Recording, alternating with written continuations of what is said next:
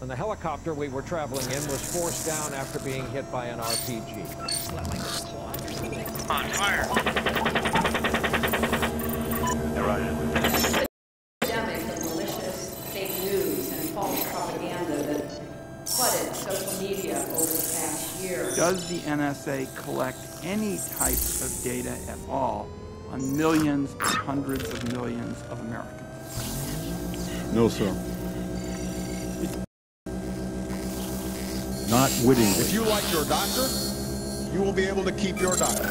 Period. A 27-year-old that works for the DNC was shot in the back, murdered. Robbery, I believe, wasn't it? No. I did not have sexual relations with that woman. Mr. Gorbachev, tear down this wall. I have a dream. My poor little children will one day live in a nation where they will not be judged by the color of their skin, but by the content of their character. I have a dream today. We will make America great again.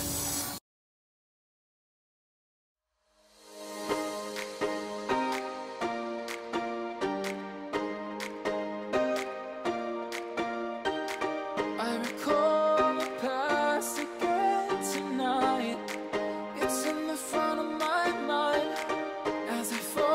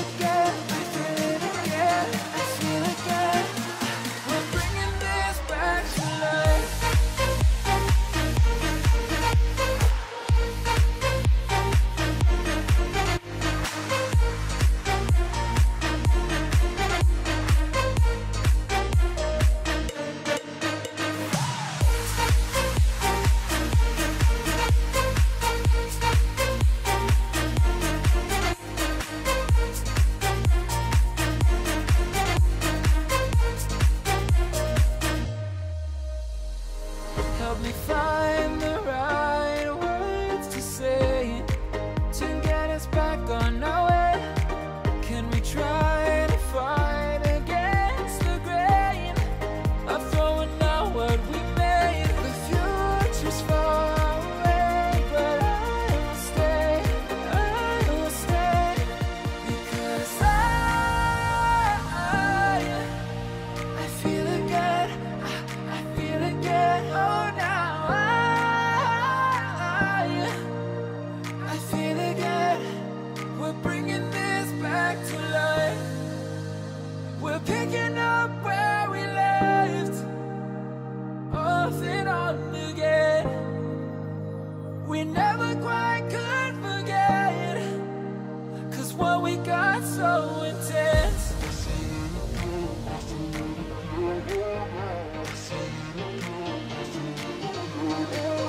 I feel it again, I feel it again, I feel it again. We're bringing this back to life.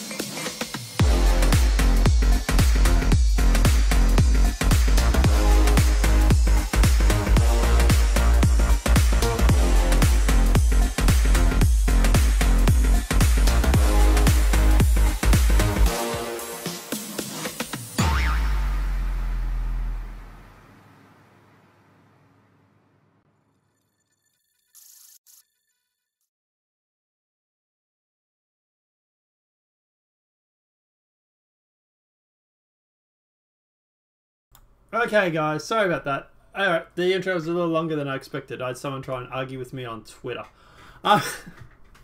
Hey, you gotta love Twitter. Alright, so basically we're going to celebrate our 500 subs. Basically just with going through the news over the past couple of days that we've missed. We will also be putting out the videos later today as well. So, yeah, it's going to be full on. But let's jump into it and let's talk about this. So the first thing we want to talk about is the FBI shutting down the, quote, largest child sex trafficking website in America. The title itself on this is a little bit fake news because at the end of the day, it wasn't just sex trafficking for children. So what we're actually talking about here is where they actually went through and they shut down Backpage. Now, Backpage itself was just a simple classified ads. And someone typed in chat. What did you say? Sorry. Thanks, man. Yeah, it has been a while. But yeah, I'm hoping to get my internet upgraded and I can do streams a lot more. But yeah, so they shut down Backpage, and basically Backpage was just a classified section, like, for example, Craigslist. Now, what they've done is they're claiming it's child sex, and yeah, there might have been child sex on there as well. But all this is going to do is actually force the pedophiles and whatnot to go to another system or to change with... Oh, thanks, man. I appreciate it. Hopefully you get updates on what's going on around the world. Thanks, man. Thanks. Definitely. But yeah, so Backpage, it's not just child sex. It's very much... It was just a classified section. And them going through and listing it as a child sex trafficking website is fake news in itself. Yeah, it's just a classified. Yeah, there were naughty ads, I presume, on there at some point. And the thing is that these guys are now just going to go through and jump onto a different section or jump onto a different website. It's just going to make the FBI harder. To be honest, in my personal opinion, what I would have really liked was the FBI to work with Backpage, grab IP addresses for the pedophiles and stuff, and start arresting them one by one. Doing this is just going to cause a mass exodus. The people are going to go on the dark web. The FBI are just, they can't do anything. It's just, it's more for PR than it is for actually going through and actually dealing with the problem. But, you know, hey, the FBI want brownie points at the moment, especially with Trump, so going through and doing stuff like this, well, look, and most people are going to read it and go, yay! Yes, it's good that they shut down the pedophile section of Backpage, or the whole Backpage, actually, but Backpage was a lot bigger than just, quote, child sex trafficking. Tim Pool actually made a video on this, and at the end of the day, yeah, he actually did a really good job. He basically said the same thing that I did, that, yeah, it's not just a pedo sort of webpage, but at the end of the day, it was something that a lot of people used, and it was more like Craigslist.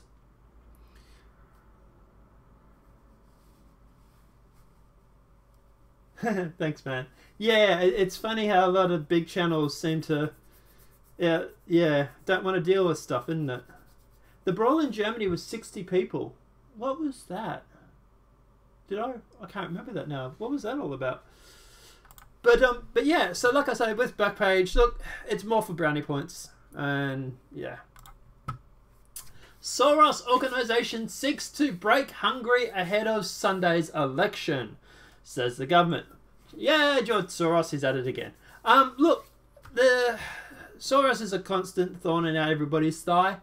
At the end of the day, I don't know, I can't. Yeah. Anyway, just moving along before I get myself into trouble with YouTube.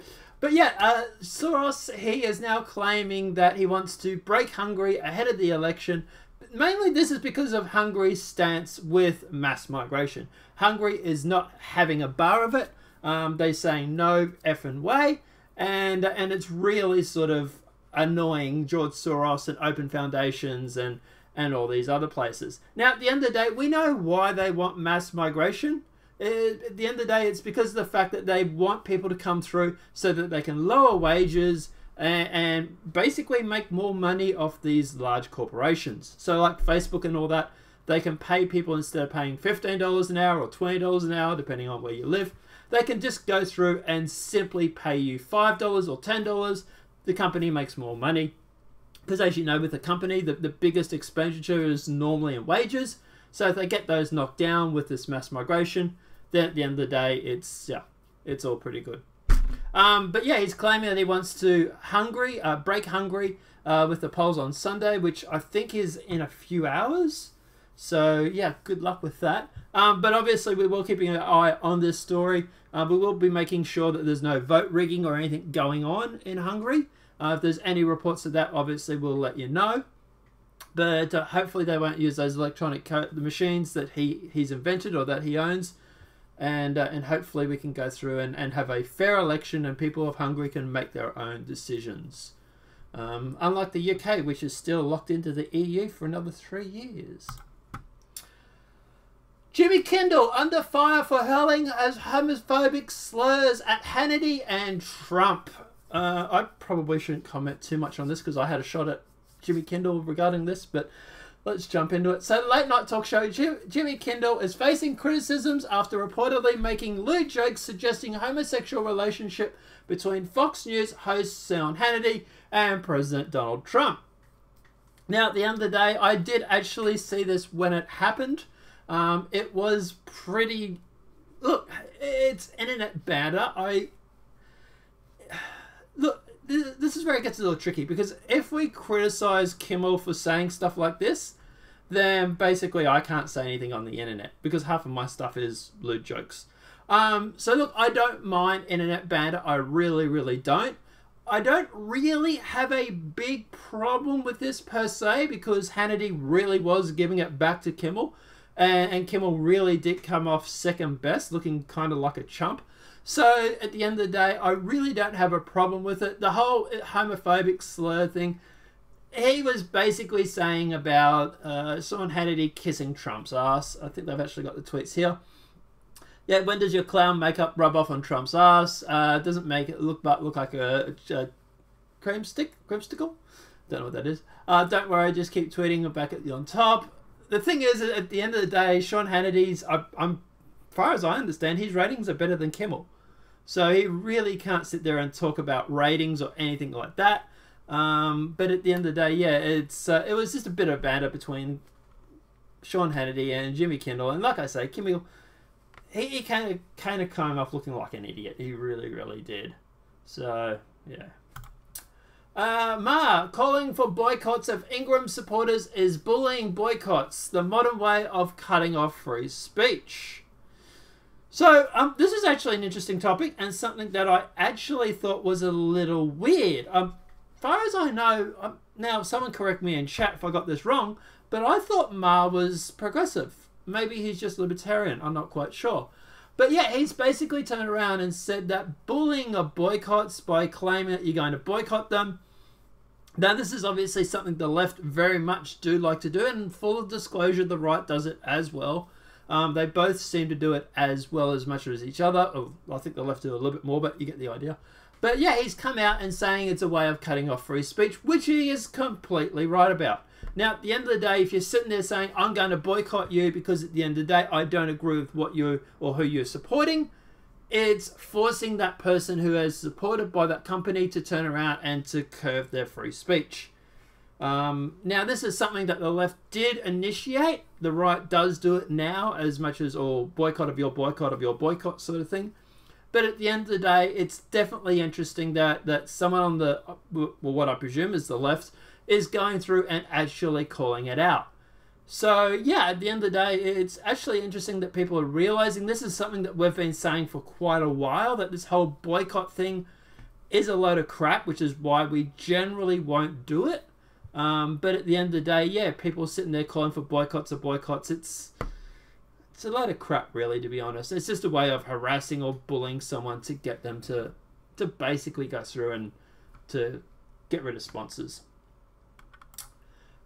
Something a little fun and possibly quite painful. The naked bike ride through Canterbury has been cancelled because organisers could not get enough protection. Protection for what? So this happens every year, as far as my understanding. Hundreds of people that are body confident, quote, cycle have been left saying they're disappointed after Britain's biggest naked bike ride was cancelled because organisers could not get enough protection. What I want to know is protection from what? What exactly are they wanting to protect? I don't know. Riding a bike naked is, I imagine, to be quite dangerous, but especially for the guys. The original date was the 26th of March and had been dropped because the public liability insurance was not in place at the time and the risk assessment had to be made to the police by late February. I can imagine some certain religion having a problem with this naked bike ride. But at the end of the day, yeah, I don't understand why. It doesn't really sort of go into... doesn't really go into actual...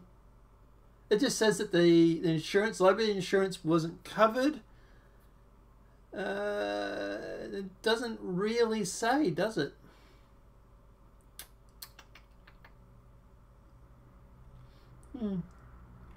But yeah, at the end of the day, look, obviously, I don't know. If a whole bunch of 20-something-year-old women want to go on a naked bike ride, I'll probably go and watch. But at the end of the day, yeah, I don't know. It just seems like, yeah, I don't know. I imagine it would be a target. I imagine it really would. So... you know, it's another thing in this day and age that we have to sort of give up because of certain religions and ideologies, isn't it, I suppose? But I don't...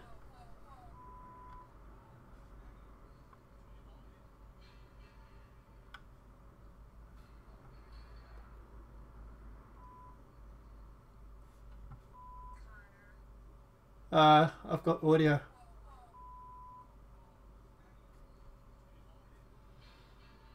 Okay.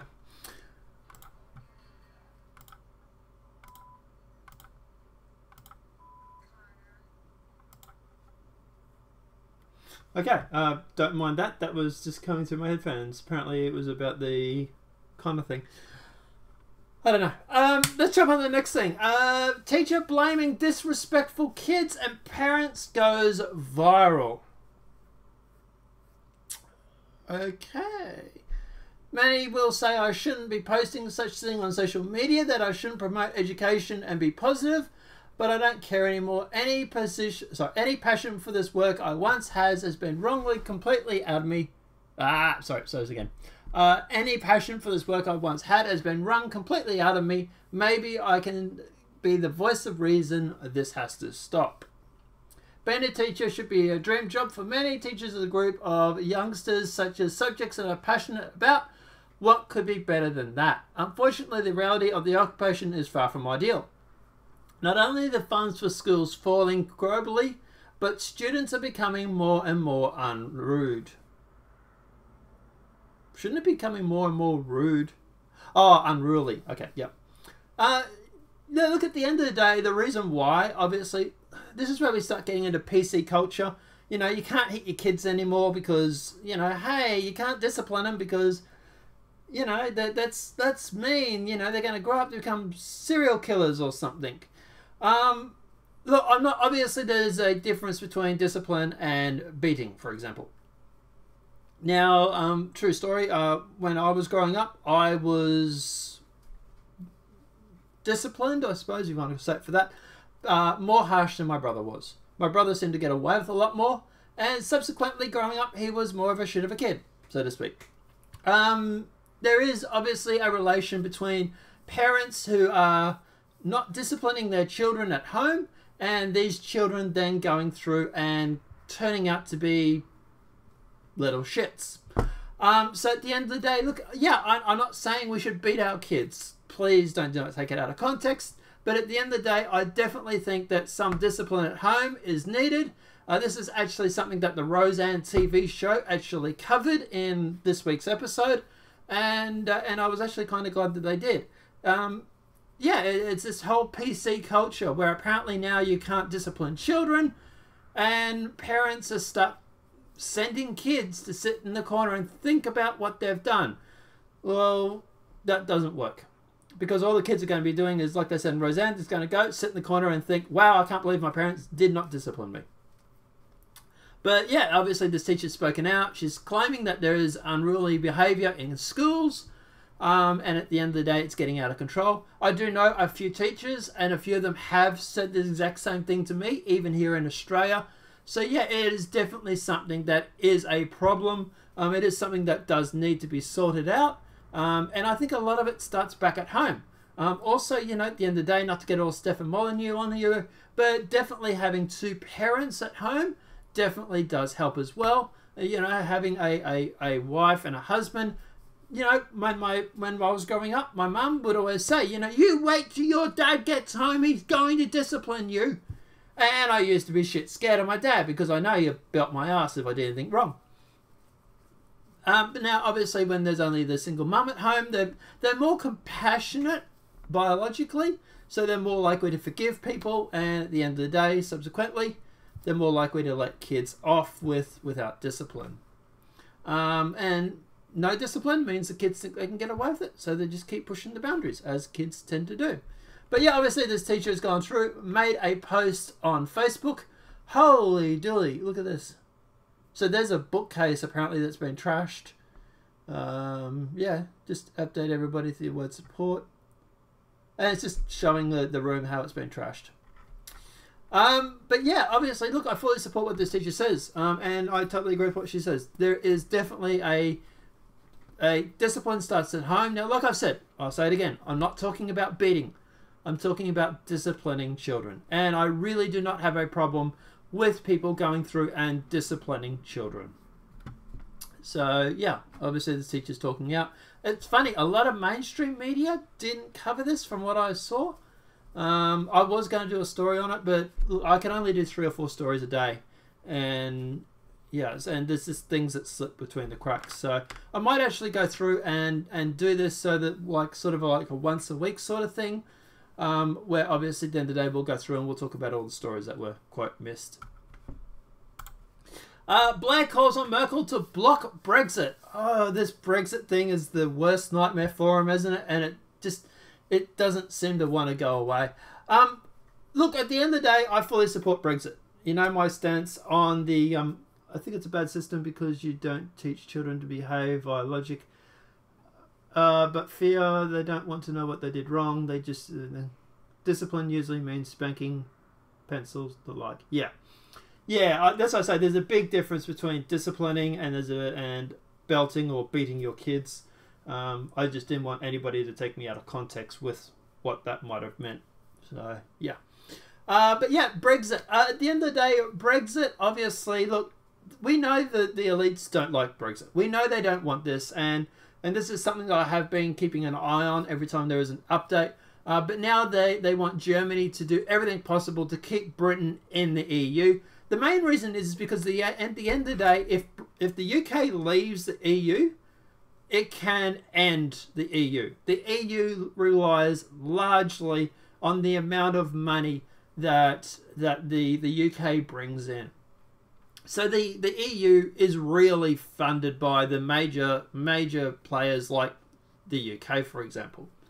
Now, at the end of the day, if the UK leaves, it puts more stress or financial stress on the EU. And especially when you've got other countries like, for example, you've got Austria, who doesn't want anything to do with migrants and have threatened in the past to leave the EU. You've got Italy talking about leaving the EU. Like Italy just had the election where they basically ran it on a populist vote. And basically a lot of people are sick of migrants. They're sick of the EU. You know, at the end of the day, they're basically saying, if we cannot control our borders, we want out. And this is really making the EU scared, to the point where they're increasing more and more censorship, trying to shut down voices like mine, for example, or bigger channels especially, where they can go through and try and censor people because they don't want people talking about the bad side of mass migration. Now, of course, if you're on the channel, you know the bad side of mass migration. And I'm not saying multiculturalism is a good or a bad thing. It works in some situations, it doesn't work in others. But importing the third world into a first world country just makes your country then turn into a third world shithole. So at the end of the day, yeah, they're trying to shut down or trying to stop the UK from leaving the EU. They don't want that to happen.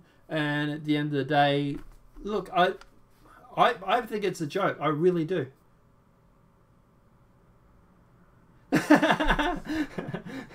My mother disciplined me. She is the Iron Maiden. I respect it. That has to be the comment of the week. Yeah. Then that's what I say. Look, obviously getting back to the discipline thing, it's totally right. At the end of the day, if you discipline your kids, you definitely respect them. Or the kids definitely respect you. You know, like I said, you know, when my mum used to turn around and say to me, "Oh, your dad's going to be home soon, he'll discipline you." You know, I used to think about running away. So, thanks. But yeah, so at the end of the day, yeah, it definitely does work. Now look, obviously, like I say, we're not talking about beating your children or anything like that. We're just talking about discipline here. So obviously, you know, Right Wing Watch, feel free not to do an article. Hey, from Sweden. Oh, hey, Sweden, how are you? How are you guys going in Sweden at the moment? Is everything okay over there at the moment, Sophia, or are you guys still copping it pretty bad? But, I haven't seen anything in the news lately, but I don't know if they're just still not reporting it or whatever. Oh, hi, Scotland. How's Scotland? Count Dankula. Oh, that poor little bastard. Can we like bake him a cake or something and like get him to bail out or something? I really worry about that guy, actually. Hopefully he'll go down all right and he'll just get a fine or something and we can crowdfund the fine or something. I don't know. Obviously, guys, when that does go through, we'll make a story on it. So subscribe to the channel if you're not already, and we'll keep you up to date with happening with both Sweden and Count Dankula. But yeah, at the end of the day, like I say, they hope he gets off. Yeah, man, I totally agree. Same thing. Hey, really hope he gets off. Look, at worst case scenario, gets a fine. Like I say, we can crowdfund it. Everything's good. So hopefully, yeah. I just worry about it being a precedent, and that they're turning around saying that this is now a precedent, that, you know, making a joke. And did you hear about the it was Jonathan Pye. I'll actually try and find the article while I'm talking to you guys. Jonathan Pye went through and actually did a skit regarding this, and he actually stuck up for Marcus. I don't know how to spell his name because there's so many different ways of spelling Jonathan.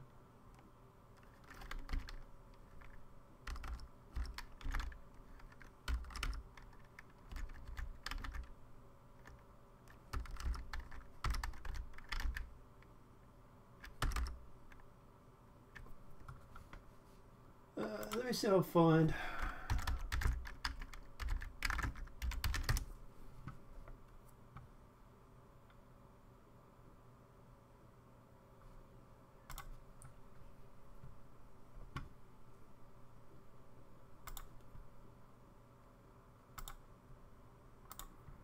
I'm not subscribed to him, really? I have to fix that. I might like his politics, but I like his comedy, that's for sure.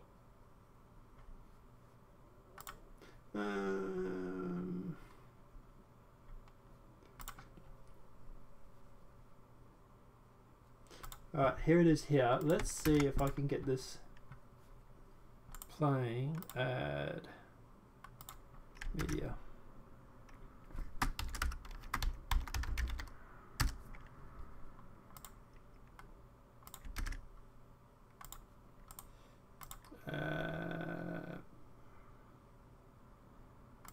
Browser.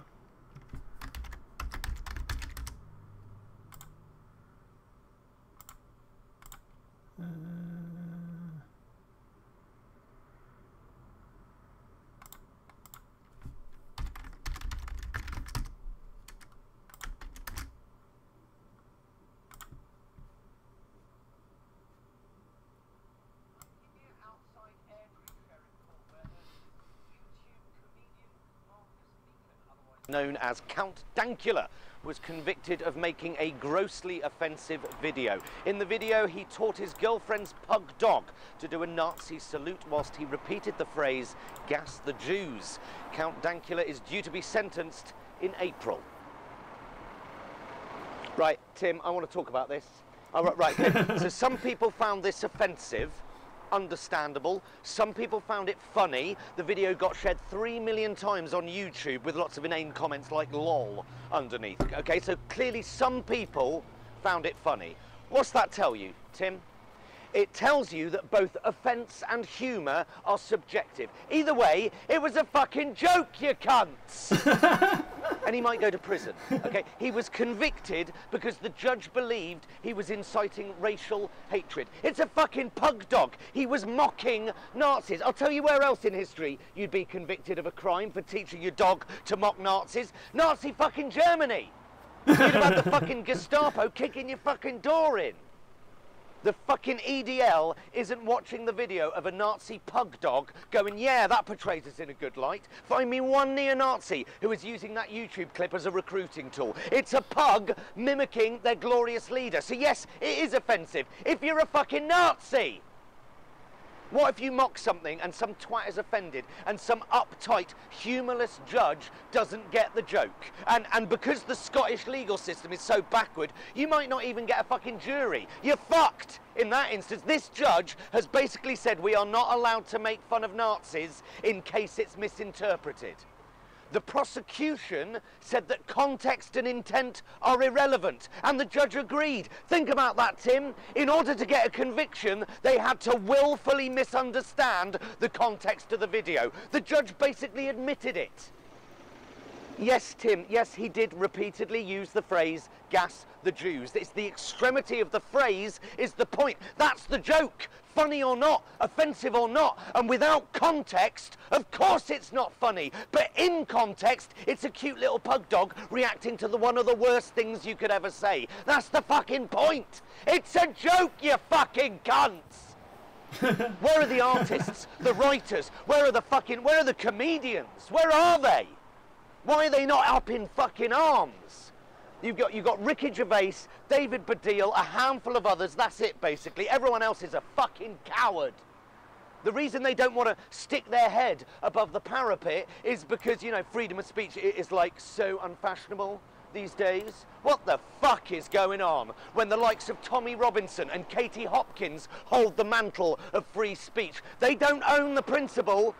And just because some nasty people have supported this guy doesn't mean the principle is wrong. We need to reclaim that fucking fight, man. This matters. The law works in precedents. Once one person is convicted for telling a joke, that's it. And can we convict retrospectively? I mean, we have quite a lot of historical cases being tried at the moment. So, you know, why not convict John Cleese, Jerry Sadowitz? Let's dig Bill Hicks up. And if the judge has ruled that context is irrelevant, then surely even me reporting that he used the phrase gas the Jews is anti-Semitic. If context is irrelevant, I am right now inciting racial hatred according to the Scottish courts just by reporting the case. In which case, fuck it. If I'm going down in style. Higskide! Fight the noise and Neuska! Eve of our fucking springtime for Hitler! And right, well, Tim, this is me miming being a Nazi fucking the Von Trapps. Fucking grow up, you stupid, authoritarian, humorless, tyrannical cunts. I am outside Airdrie Sheriff Court where earlier this week YouTube comedian... I love it. Like I say, I mightn't agree with him politically, but he's definitely a good comedian. And he does have a lot of good points too. Where were the comedians when it came to this? A lot of them basically didn't do shit. There were very few comedians that actually did speak up about it. Hi guys, everybody that joined. We're talking about Count Dankula for a little bit. I know it's not news or current news, but some of them's from Scotland and we got talking about that. And yeah, basically at the end of the day, he does have a very good point that, you know, if you take context out of a joke, then everything is offensive. And that's basically what they're doing. They're basically claiming that everything is offensive. But I don't know. Like I say, man, yeah, man, hopefully he gets off and everything gets okay, but it really does kind of set a precedent, which is what I'm scared about. Didn't allow you to post the link? Okay. I don't stream much, so I have to look around at my settings. But yeah, that'll be something I'll have a look at it. Thanks, man. Doesn't have a website. Yeah, okay. And love your channel. Glad you came a long way. Thank you very much. Thank you, Angel. Yeah, it's been hard, man. It really has. If I stop speaking about globalism and whatnot, then I probably would get a lot further. I really do get the feeling sometimes that YouTube is, yeah, having a bit of an issue with me. But hey, you know, I'm Australian. I usually show the video back and then to my family and the entire family. Oh, thank you. Yeah, see, that's the thing. And that's the thing that it came to this.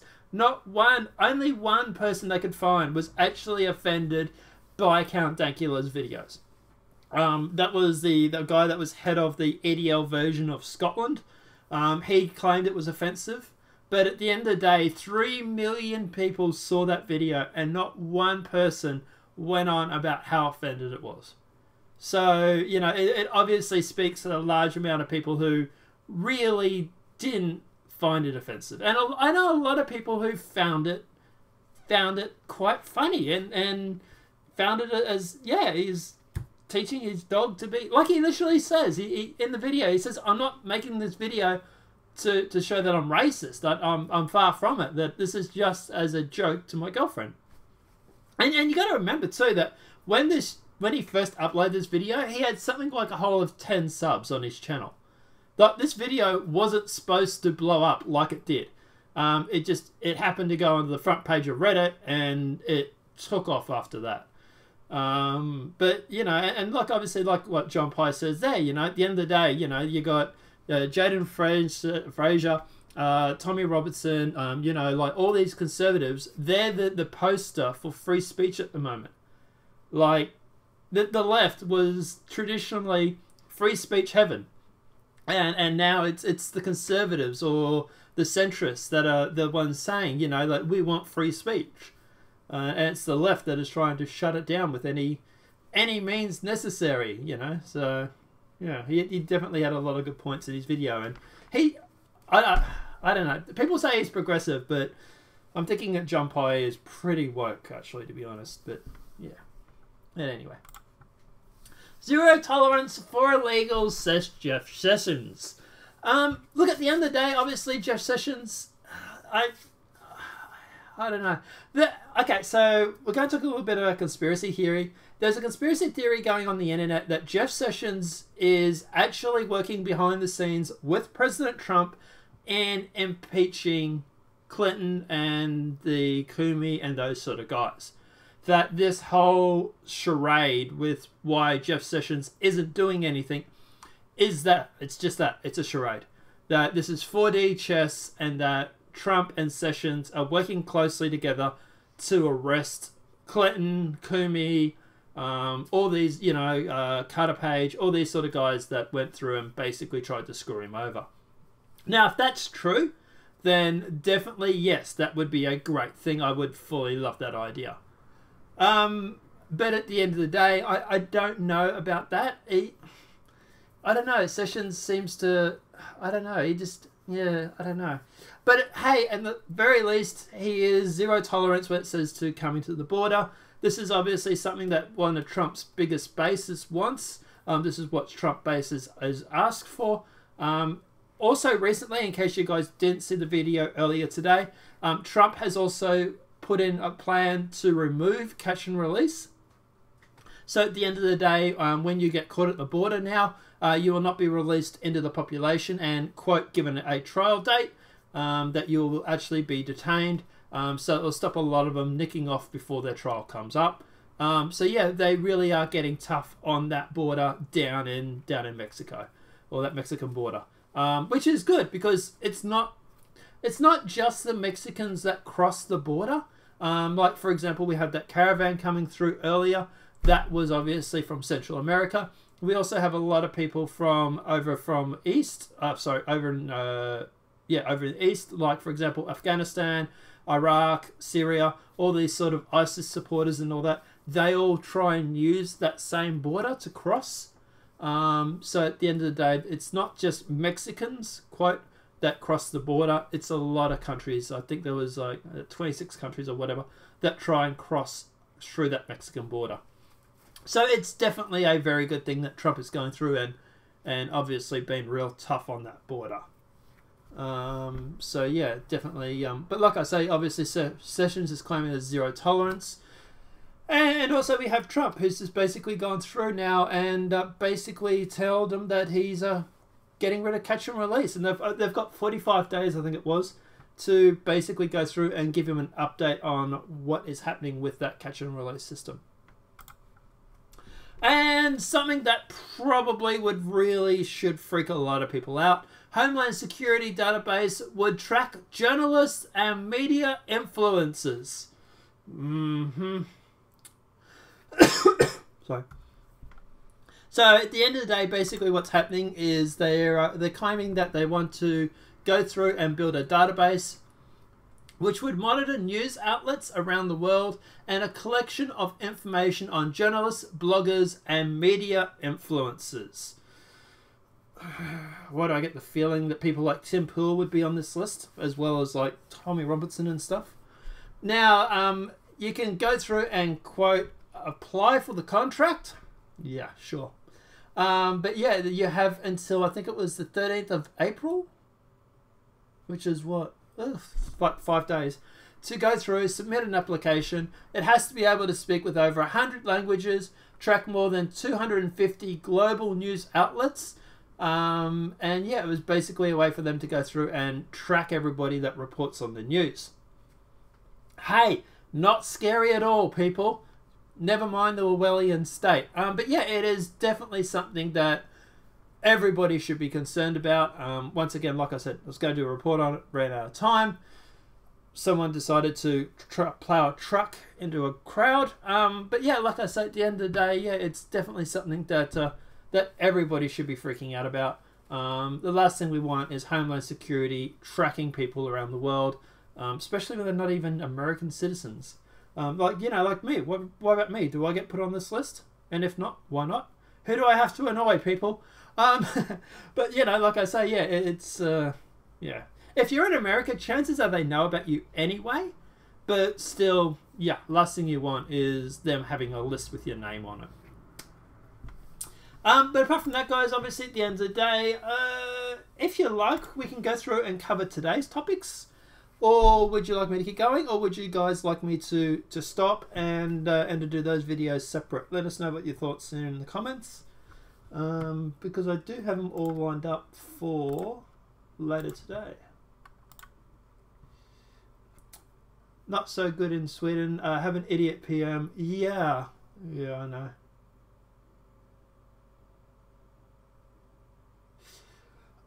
That's the thing, Sophia. Like, that's what I like to know is, look, yeah. I've actually got a Facebook friend. She's actually over in Sweden, so I do get a bit of the news from her. But yeah, it's definitely something that you'd worry about, that's for sure. When's the next election in Sweden? How long have you guys got before you have to go back to the polls?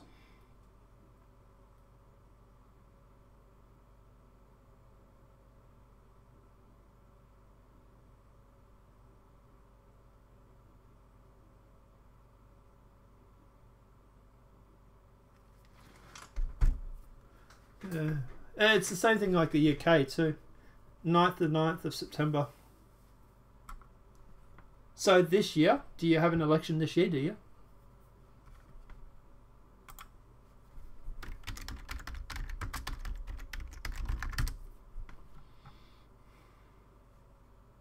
Yep, 218. Yeah, okay.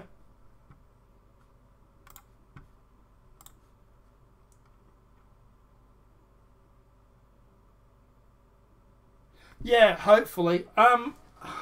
Look, you know, obviously we're going to be reporting on it, and I imagine a lot of the other mainstream media or alternative media will be. Sorry. If there's anything, left wing are crazy. yeah. When people say, I get when people say left wing are crazy. I get what they mean. They mean like the progressives and stuff. But yeah, I would love the left wing to go back to more of a libertarian point of view than to drop this whole progressive bullshit that they've got. It really is. Yeah, I don't know. It's nuts.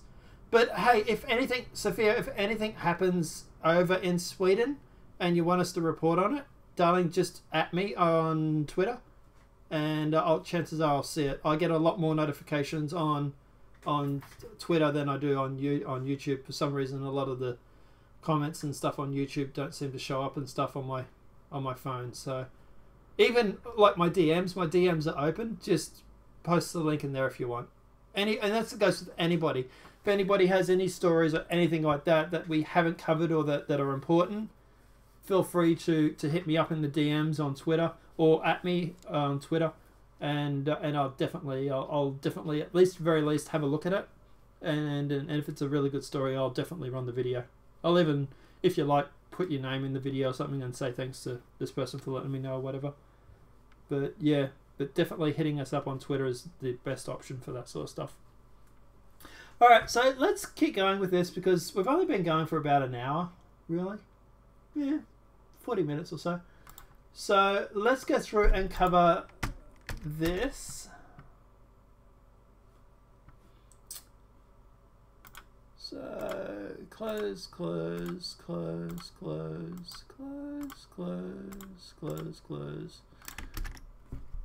that.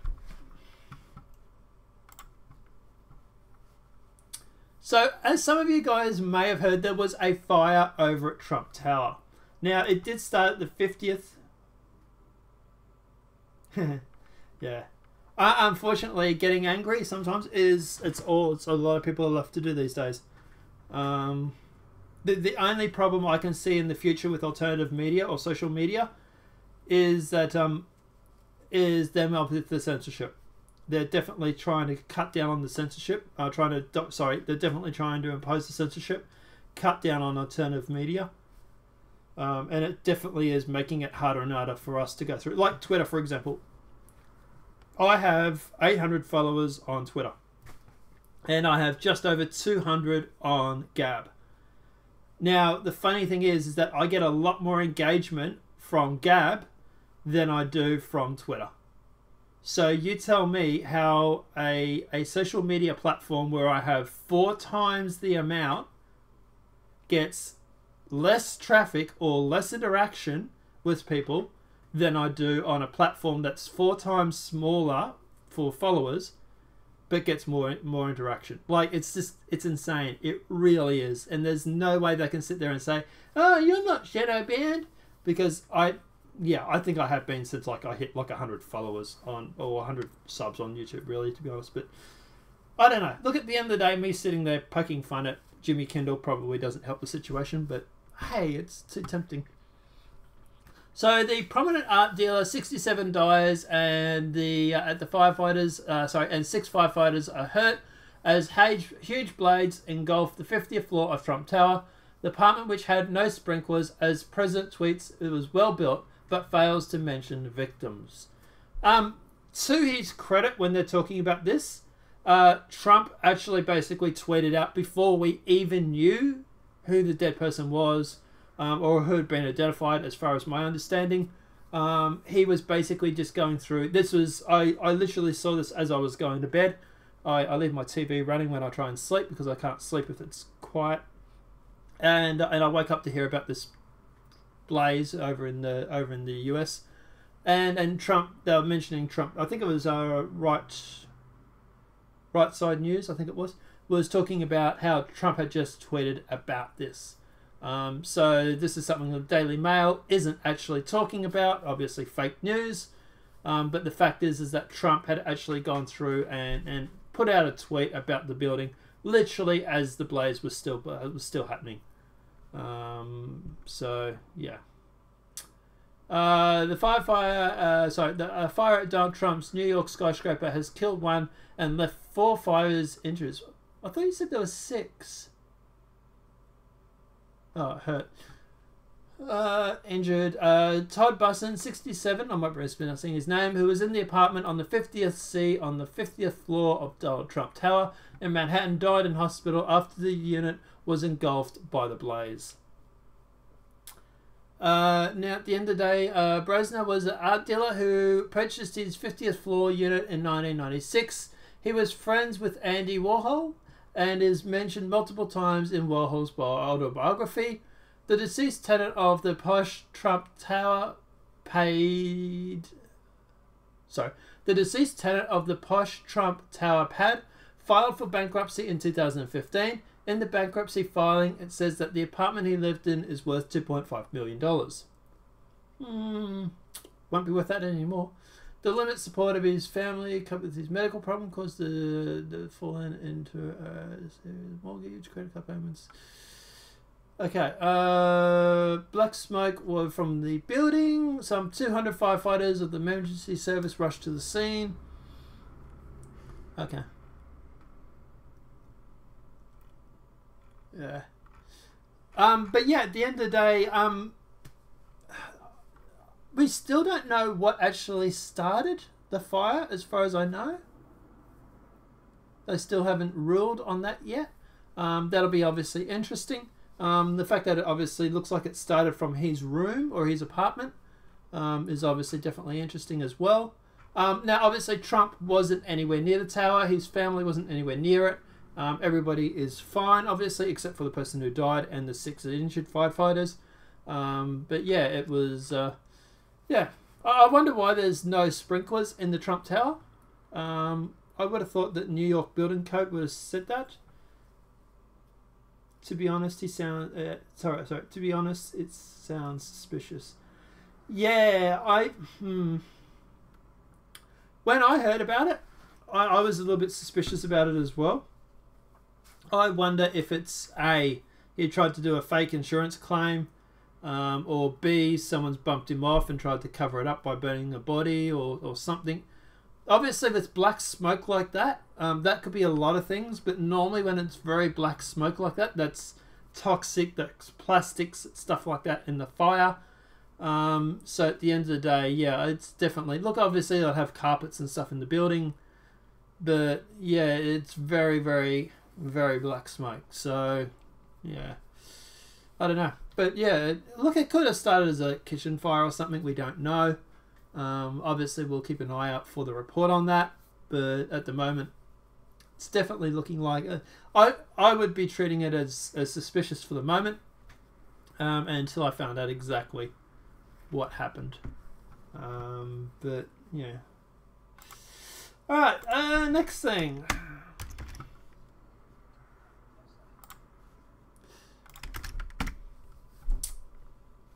Trump slams Department of Justice FBI over missing documents deadline. What's going on? That's a very, very good question.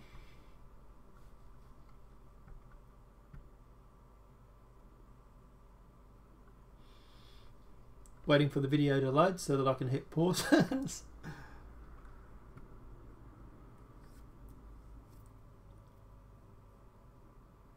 Come on. Come on. Pause. Pause. Thank you. Okay, so President Trump on Sunday slammed the Justice Department for failing to meet a deadline to turn over documents related to the FBI decisions in Hillary Clinton's email probe. Alleged abuses of Foreign Intelligence Surveillance Acts, FISA, and other recommendations to fire former FBI Deputy Director Andrew McCabe.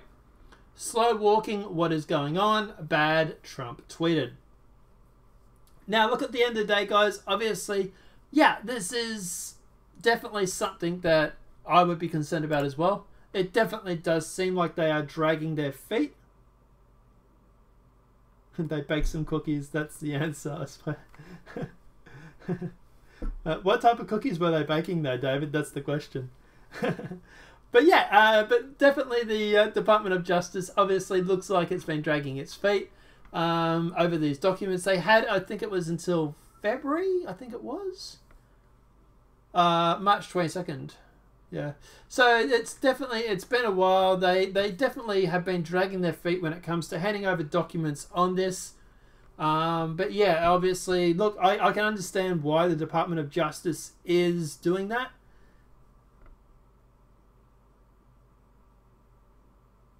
What's this? Hey, look, another folder information for children mode. Have you got the link for that, Sophia? Yeah, that's right, David. I was just playing.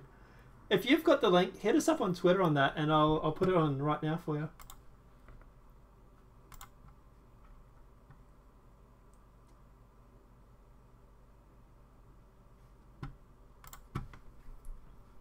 Let's see if I can... Okay, I've also removed the spam filter from the chat too, guys, so you can post links and stuff too for now.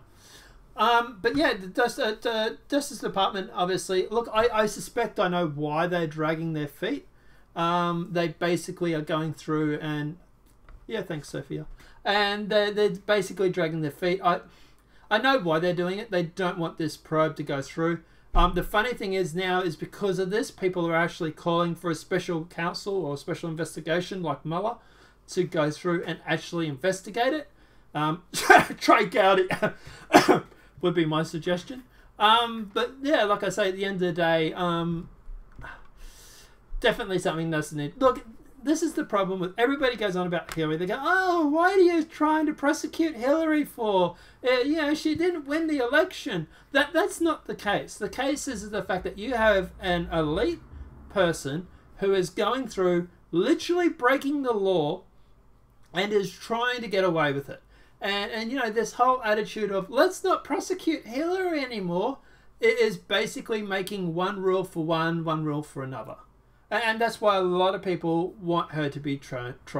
A lot of people want her to have some sort of punishment when it comes to the actual this email server case. So at the end of the day, yeah, look, yeah.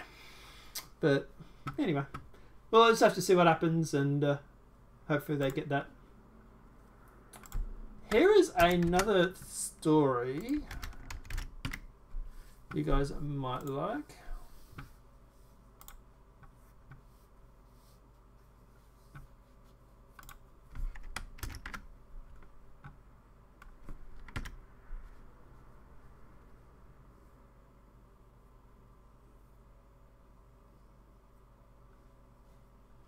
I paid $90,000 to free my family from ISIS.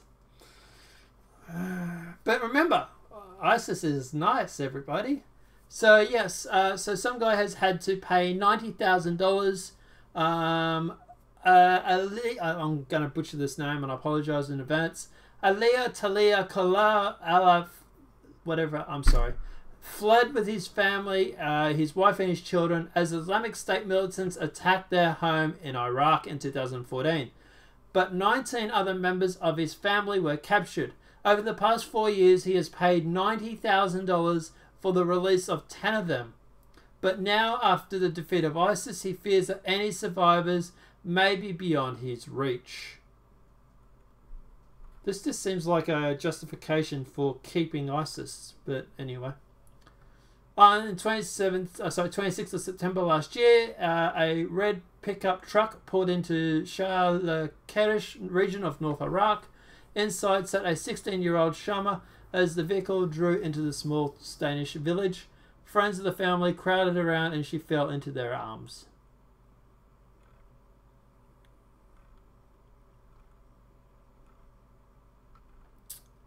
So, yeah. Obviously, look, at the end of the day, the problem with this, obviously, is this is how ISIS can make money. This is a bad thing because at the end of the day, you really don't want ISIS making a lot of this money. At the end of the day, them doing this, it's how they can fund their terror campaigns or campaigns of war and peace, or especially war. But yeah, it's especially now, like, they're not getting the funding from the US, so they've got to get funding other way. And kidnapping is definitely something that they will do. They're not beyond it, that's for sure. But at the end of the day, yeah, definitely something that, yeah, everybody needs to sort of keep an eye on.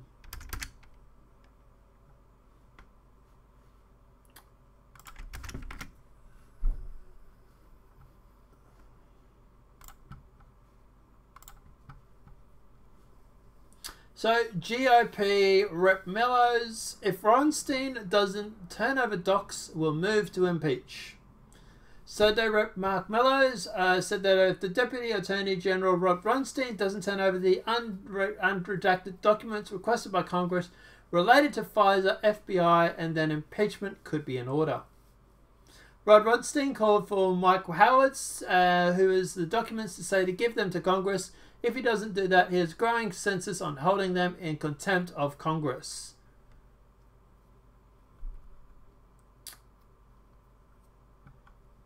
So, yeah. I don't know. Can they impeach Rod Ronstein for this? Like, I don't know if they actually could they?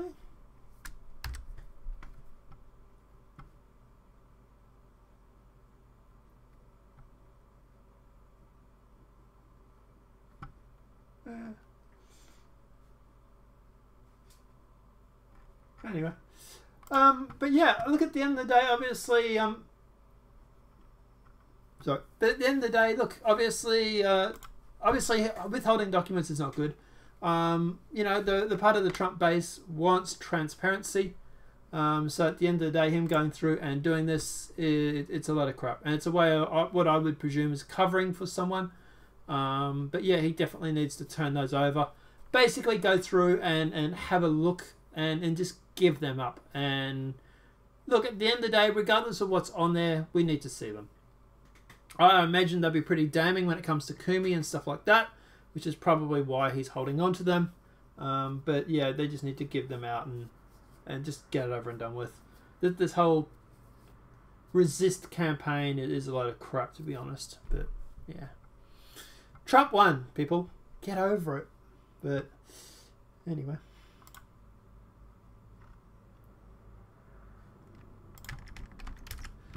We have news for Australia. Push to jail employees for up to 10 years for wage theft. Must admit, when I originally saw this, I thought, oh goody, we're still going on about the wage gap. But no, it's actually not. Basically what this is all about is, in Australia, for example, if you work in certain industries, there are businesses or corporations that will basically, I use Google Sweden Health and Welfare.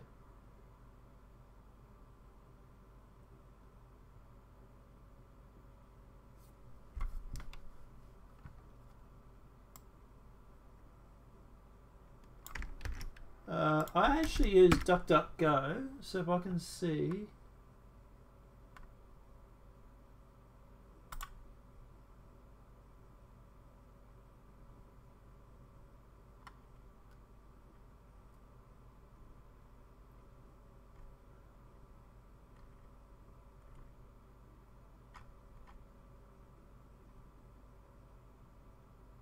Okay, I think I found it. I think I've got this actually.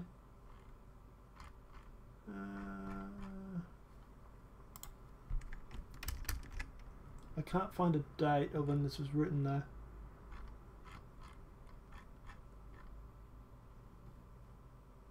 The 28th of the 3rd. Okay, so is this... we'll talk about that after. I think that might be what you're talking about.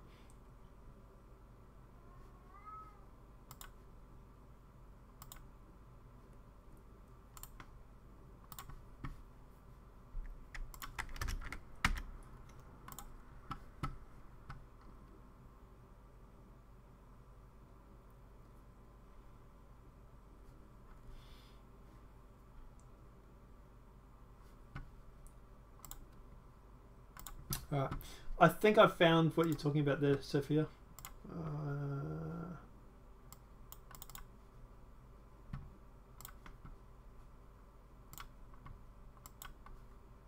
Minimize, there's more windows.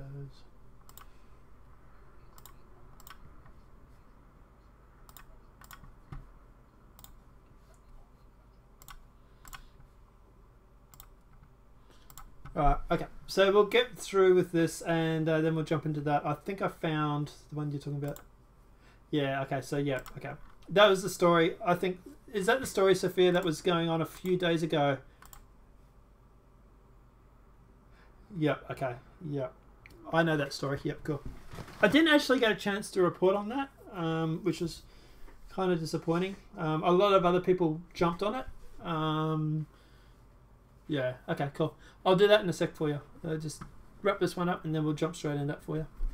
And guys, if you have any other stories or anything like that, feel free to post them in chat, any links or anything like that, and I can have a look at them. So yeah, basically what this is all about is this is about, for example, catering, you know, people that work in coffee shops and stuff like that.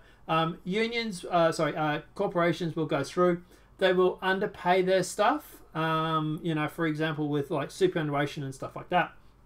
So the way superannuation and all that works in Australia is that if you go through, you have up to 3 months to go through and to put the superannuation into someone's account. And then after that, the superannuation doesn't normally show up for about another 3 months. So you can get away with not paying super for about 6 months. Especially how creative you want to get with the lying. For example, oh yeah, we've put it through, it just hasn't registered. You can get through and really go through and mislead people. So I'm not sure how it goes when it comes to wages. But that is definitely something that happens in Australia when it comes to super. And it's something that I've actually, because as you guys know, I actually have a full-time job as well as do this. It's something that I've actually had myself. I've had to take a lot of corporations to like a tribunal or a court regarding superannuation not being paid. And a lot of times I've won, and a lot of times I've won and they've turned around and basically said, yep, you're right, they do owe you the money, but they've declared bankrupt, so we can't help you. Now what these guys want to do is they want to go through and make it so that you have to, that jailees, they can push for jail for up to 10 years for employees that do not pay superannuation or wages, that are paying below the amount. So at the end of the day, yeah, it's definitely something that would be good. It sort of would hold the corporations to accountability, and it's definitely something that is needed. But yeah, at the end of the day, obviously, look, we'll keep an eye on it, but I don't know if it's going to pass or not. But see what happens, I suppose. So this child thing, and thanks to Sophia for talking about this, is regarding a brochure that actually, from my understanding, went out where people were actually, migrants were informed about child marriage. Now, my understanding is that the brochure didn't actually say about whether it was legal or illegal, and it basically went on talking about how marry a child and you can get welfare and how much you can get paid. It really seemed like it was sort of pushing the whole, you know, hey, marry a child, get welfare payments. And a lot of people did kick up a stink about this when it did happen. It was actually kind of disgusting. They did pull the brochure, I think, after a day or two. So yeah, it was actually pulled off the air. But yeah, it was sort of put out to...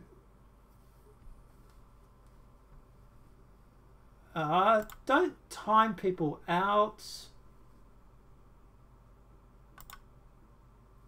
Nightbot, you're going to make me kick you, aren't you? Hang on a sec.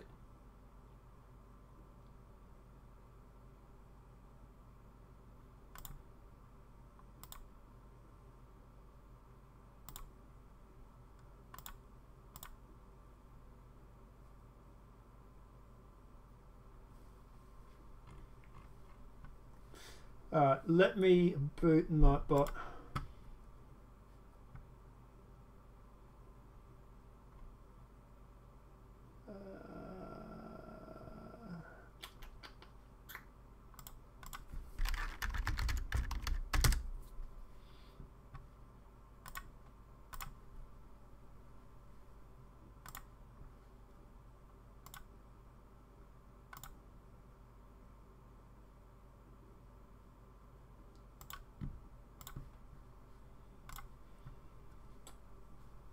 Again.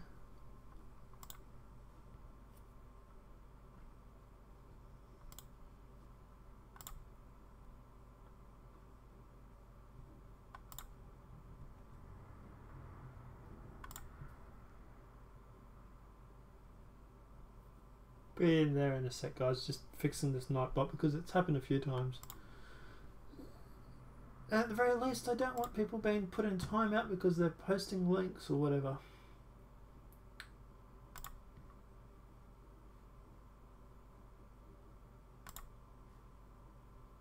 Disabled, disabled, disabled, disabled, disabled.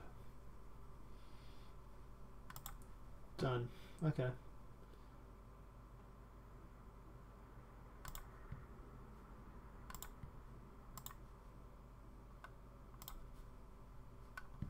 Okay.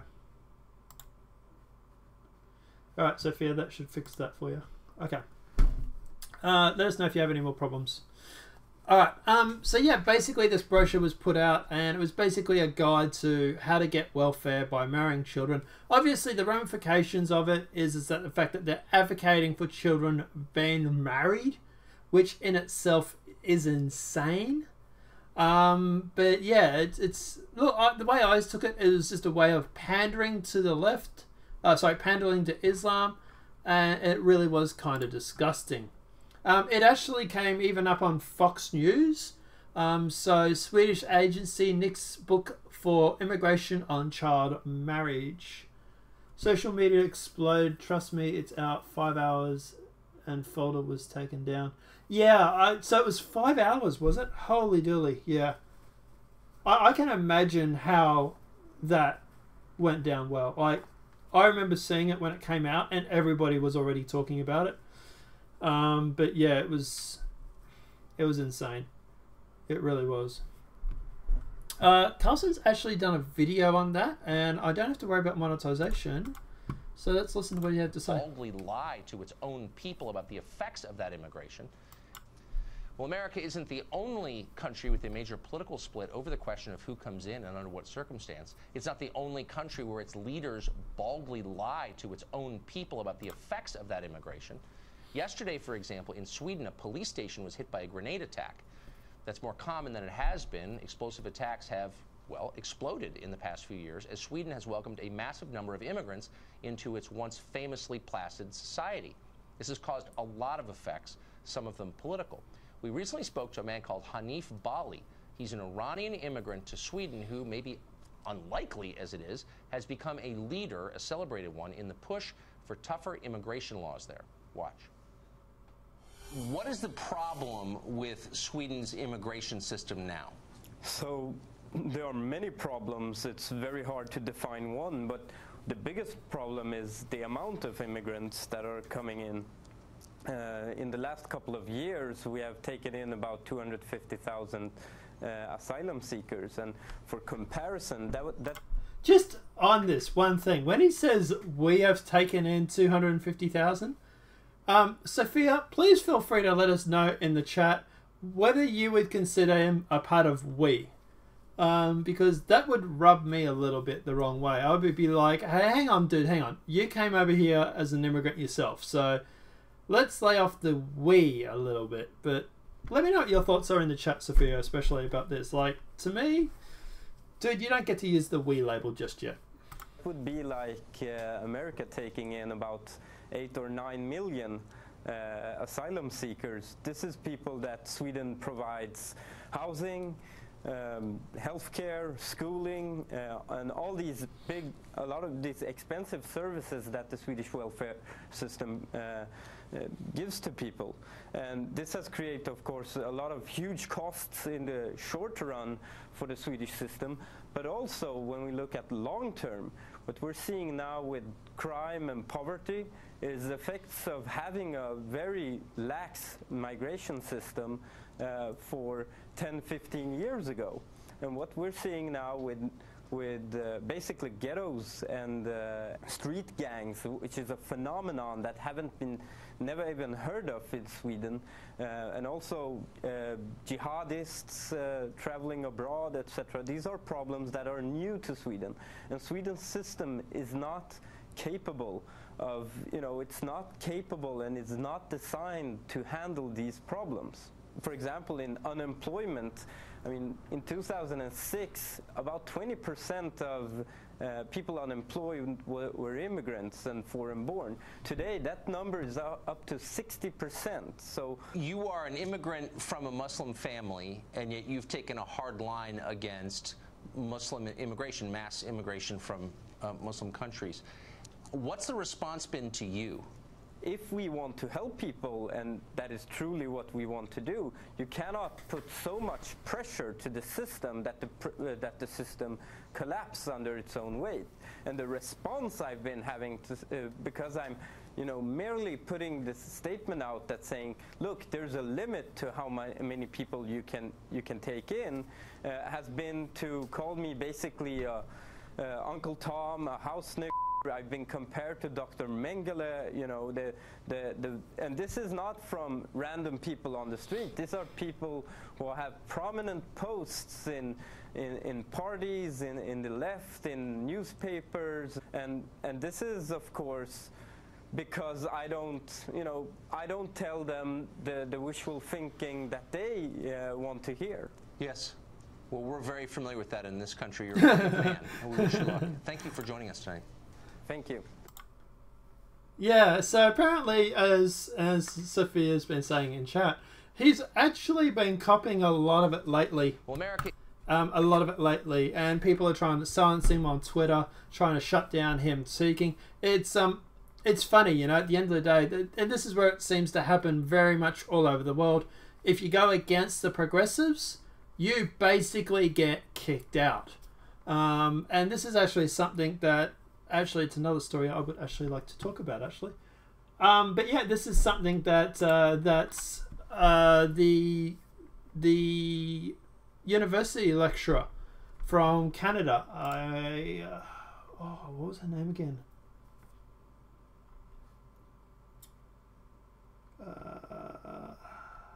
I've got a blank. I can't remember her name.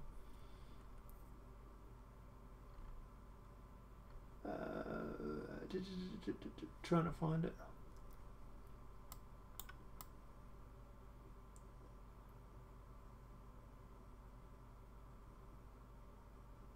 You know when a name is on the tip of your tongue and you just can't think of it?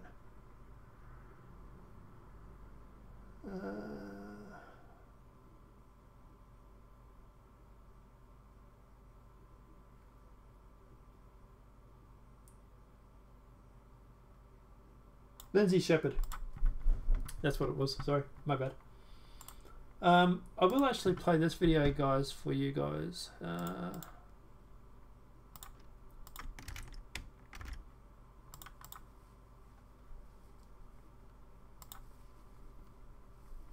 But yeah, this is something that Lindsay Shepherd has actually been saying.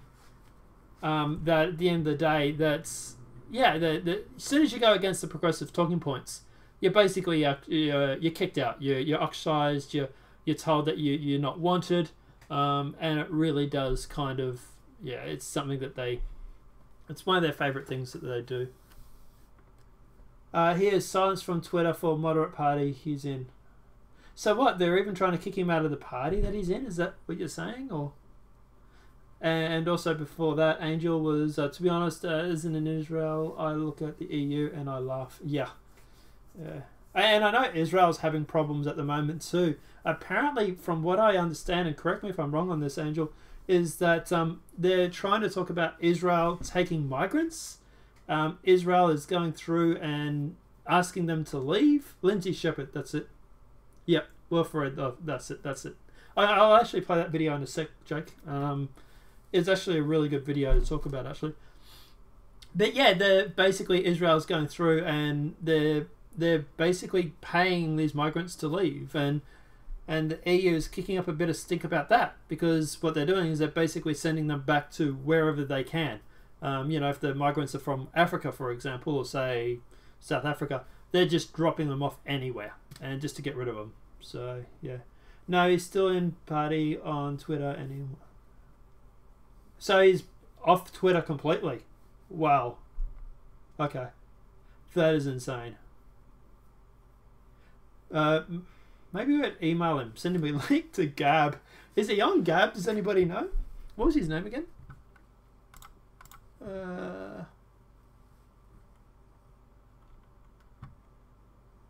So Halif, so he's a member of Sweden's parliament.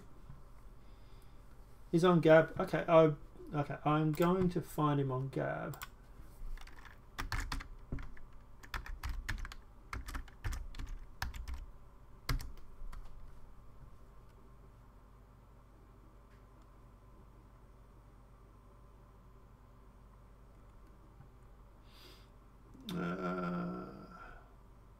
He's been mentioned a lot on Gab, that's for sure.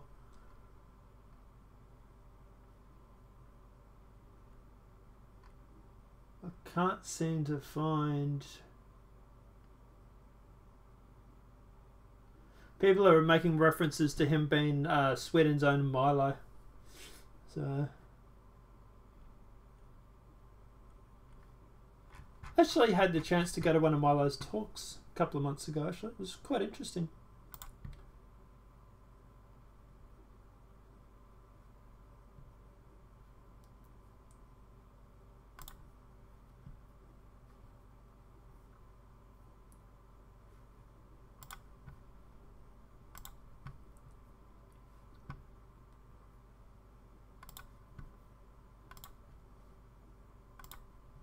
Yeah, I can't seem to find...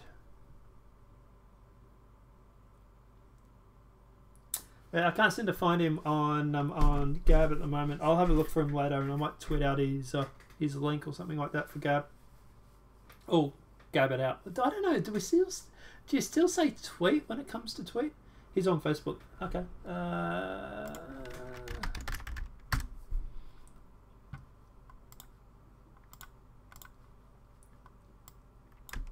Wonder how long before he gets banned on Facebook, though. That's the thing, too.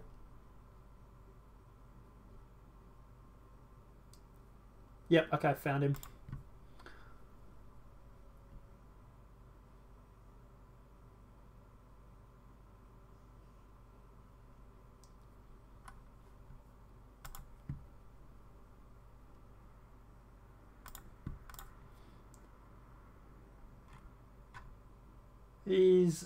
He's got 75,000 followers. Alright guys, I'm going to post the link. That's his Facebook there, from what I understand.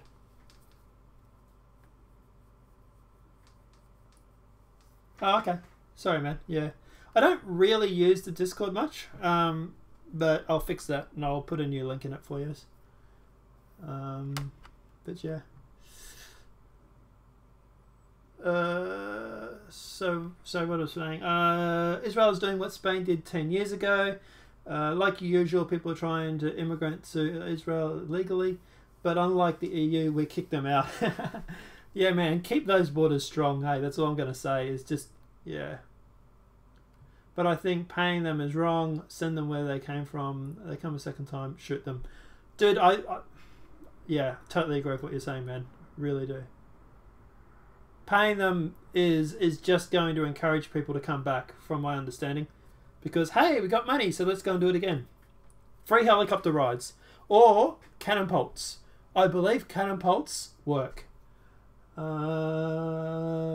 It doesn't work because the leftist Israel are now sheltering immigrants. So I can't join. Yep, it's a dead link though. Okay, here's political on Petticoat. Got on Twitter. The Facebook link that is... Oh, that sounds like much more fun. Yes, cannon bolts and free helicopter rides. I made a joke on, I think it was on Twitter, and I'm lucky the fact that I've only got like 800 followers, so it didn't really get much traction. But I was making a joke about borders, and I was saying that the caravan coming up from central Mexico, that we should put alligator pits, build the wall, free helicopter rides, and cannon bolts.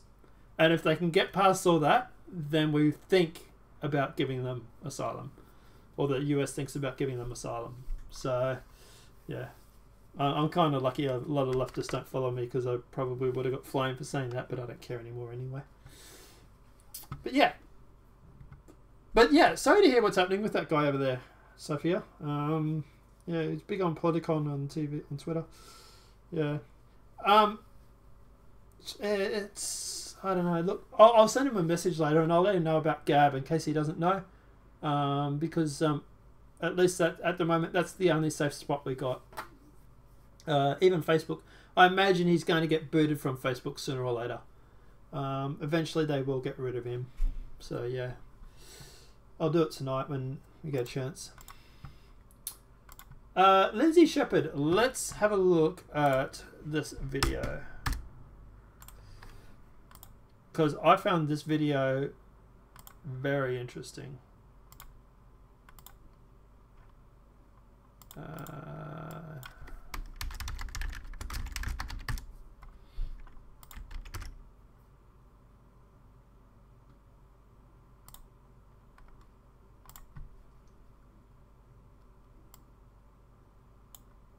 Oh, that's his Facebook.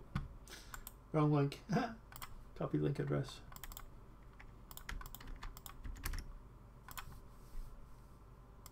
Hi everyone. So I just wanted to make a quick video statement. Back in November, when all the controversy was happening around myself and Wilfrid Laurier University, I made it very clear that I saw myself as a leftist. So I was actually very genuinely confused when people were instantly accusing me of having a right-wing agenda or whatnot. I just kind of naturally saw myself as being a leftist. I was pro-environment. I believed in climate change. I was pro-gay marriage. I took the bus everywhere. I didn't have a car. So I guess just naturally, kind of without really thinking about it, I placed myself on the left of the political spectrum. Then, you know, I kind of stuck to that and still believed that throughout the whole controversy at Wilfrid Laurier University. But it's more recently, actually specifically the fallout from the Faith Goldie event that I helped organize as part of my club, the Laurier Society for Open Inquiry, that I realized I am not a leftist. So I realized finally, and you know, I'm tuning in now, but people have been well aware of this before I've announced it now. But what is the left now? They're pro-censorship, right? They are victimhood culture. They are all about moral righteousness. They're taught that claiming to be offended results in a moral victory, and Jonathan Rauch wrote this over 20 years ago in his book Kindly Inquisitors. There's this victimhood mentality. They don't believe in personal responsibility. They are completely intolerant of diversity of thought, intolerant. They are humorless people. They want to make society boring. And they want to make it so that no one can do so much as make a joke. If you are not on their side 100%, they will slander you mercilessly. And it'd be funny if it weren't such a dirty trick. So, for example, they've released this photo of me standing beside two individuals at a crosswalk. And apparently, they're trying to make it so that because I stood beside these two individuals, I have absorbed the ideology of these two individuals, and I stand for what these individuals stand for. In this case, it's white nationalism, which I'm not. I'm not interested in white nationalism. So, an image like this, it would be very damaging for someone who wants to get a job in government, or social services, or who wants to work with children, right? If this image is out there of you, it's going to be damaging for your career. And so this is how the left tries to slander.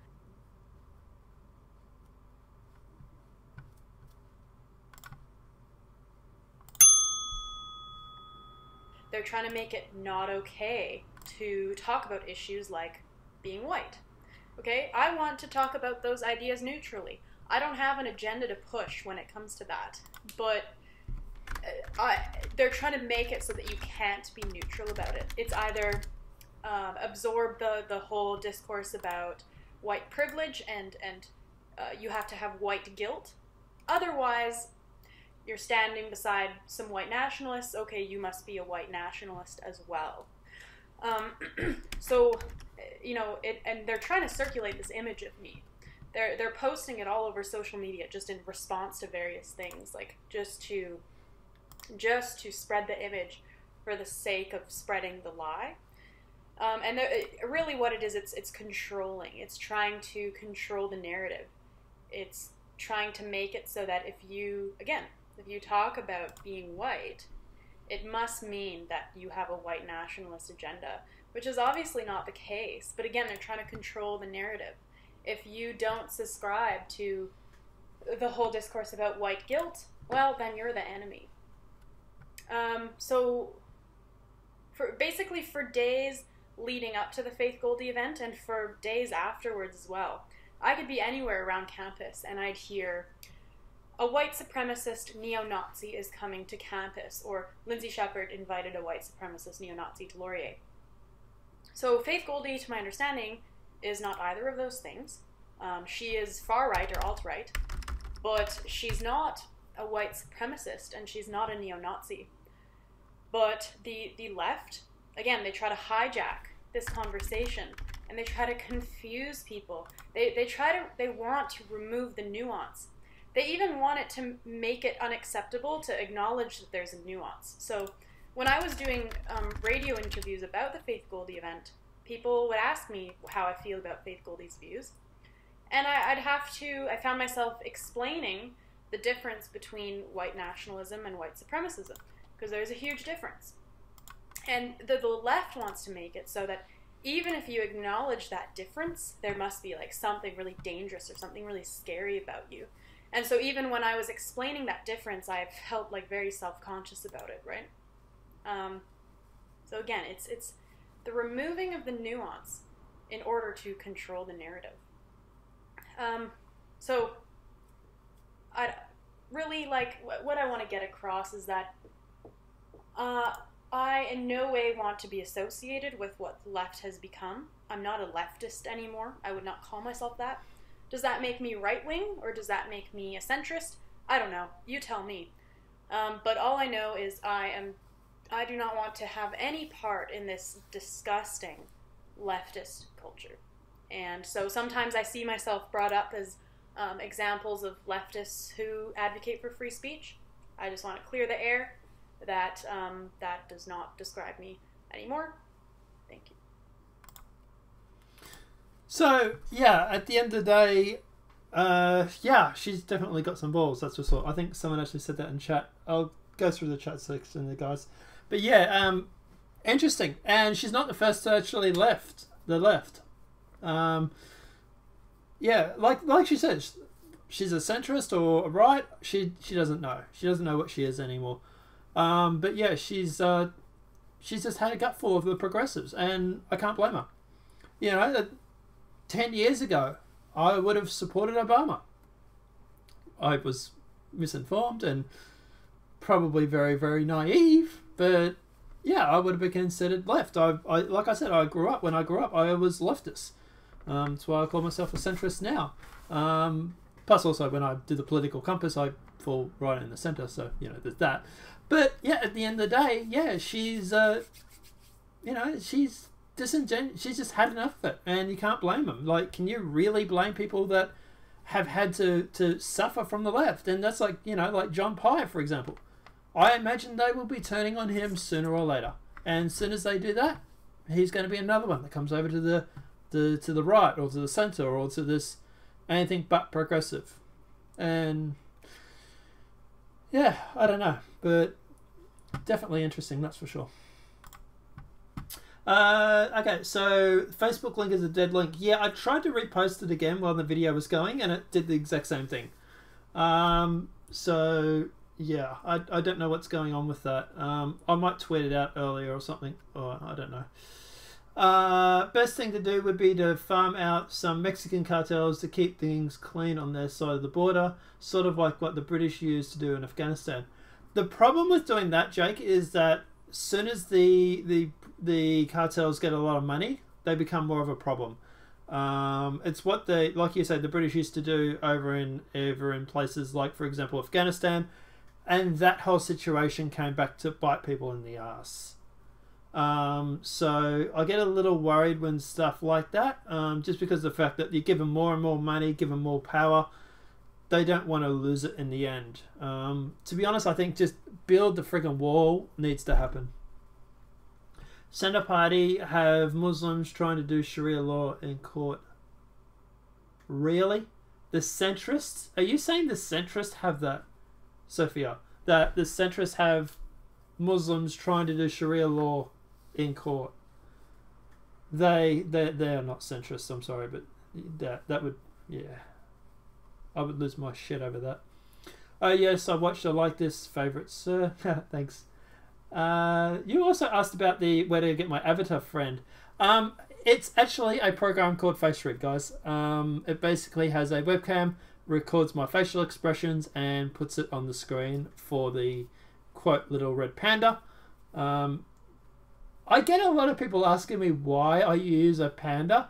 To be honest, it was just something that was cute, adorable, and I had a lady friend over at the time, and I was going through and I was looking at the program, and she thought he was cute and adorable, and I thought, oh, yeah, that'll do. There really wasn't much thought gone into it. I like the goggle on his head, the goggles, so I picked him because of that, really. But yeah, it was just more of just... People kept saying they wanted an avatar. I can't really use my face because of where I live in Australia. We don't have freedom of speech here. And we actually have a organisation or a foundation that's been set up to tackle to tackle people with an ideological point of view or religious point of view. I actually did a video about it a few months ago, about a month ago or so, I think. But yeah, it's the new group in Australia where they're basically going through and basically just trying to investigate people who aren't progressive left. So I can't really use my face for anything for that. If I ever do get doxxed, I'll probably run for Prime Minister. That's not an invitation for people to try and dox me either, by the way. By the way, you're donating to is also not responsible. Have your donations disappeared apparently? Disabled apparently, sorry. Okay. I don't know anything about that, Angel, to be honest, man. I would have to have a look into it. I'd have to do a test or something, maybe try and donate to myself and see if I can get it working out or something like that. Streamlabs.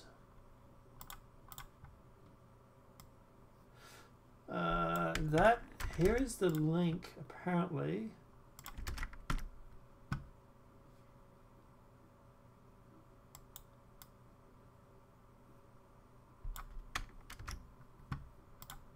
That is apparently the link, but I don't know why it's not working.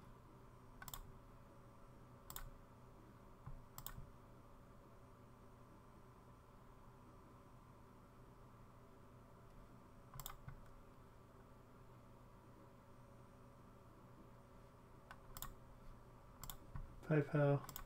Okay. So I don't have any payment methods set up, so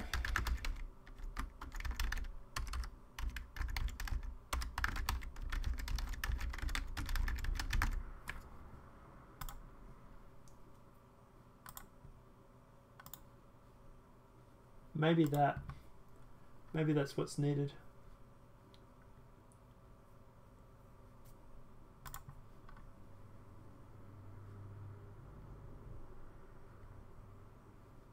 Yeah.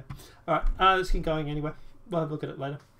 She got balls. Wouldn't be surprised if didn't kick her out yet. Yeah, I must admit, I'm surprised that she hasn't been booted already.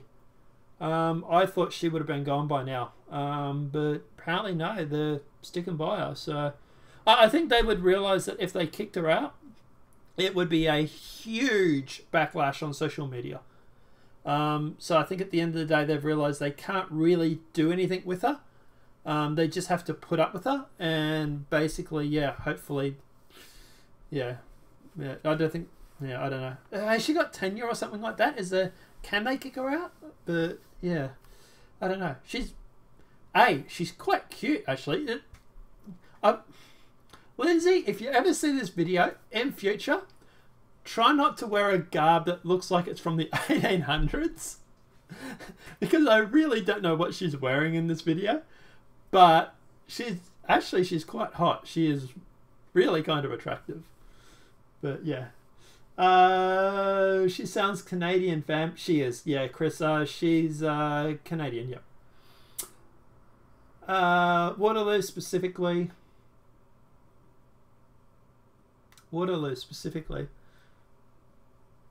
I don't know what Waterloo. What do you mean by Waterloo there, Jackman? I don't know what you mean.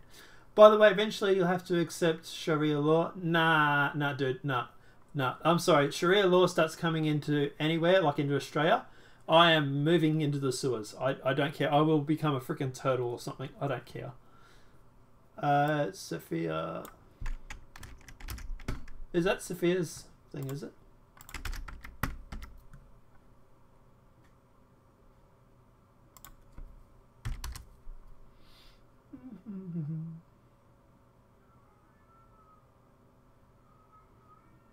I can't find anything on that for that. That's Sophia. There we go. Okay, so it's working now. Thanks, dude. Guys, you don't need to donate, by the way. Now that Angel's done it, I suppose I'll say. I do have a job. So at the end of the day, I do appreciate the donations, and thank you very much, Angel, for doing that. But also, yeah, look, guys, yeah, if you've got money, fine, great. If you don't. It's no sweat. It's no deal. It's going to happen as the Muslim population grows. They will demand it. Yeah, that's the thing too. Like, for example, where you go through, and this is what, for example, in Australia we have a politician called Pauline Hanson. She wants to cap the Muslim population at 5%. Anything less than 5%, you have problems, quote, but it's not real big problems. I think the UK at the moment is starting to head towards 10. Which is where they're getting a lot of the problems.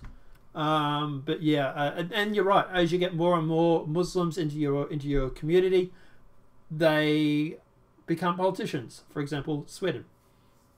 And if the wrong ones get in, all of a sudden, you know, you start turning out to or end up being like Baghdad, for example.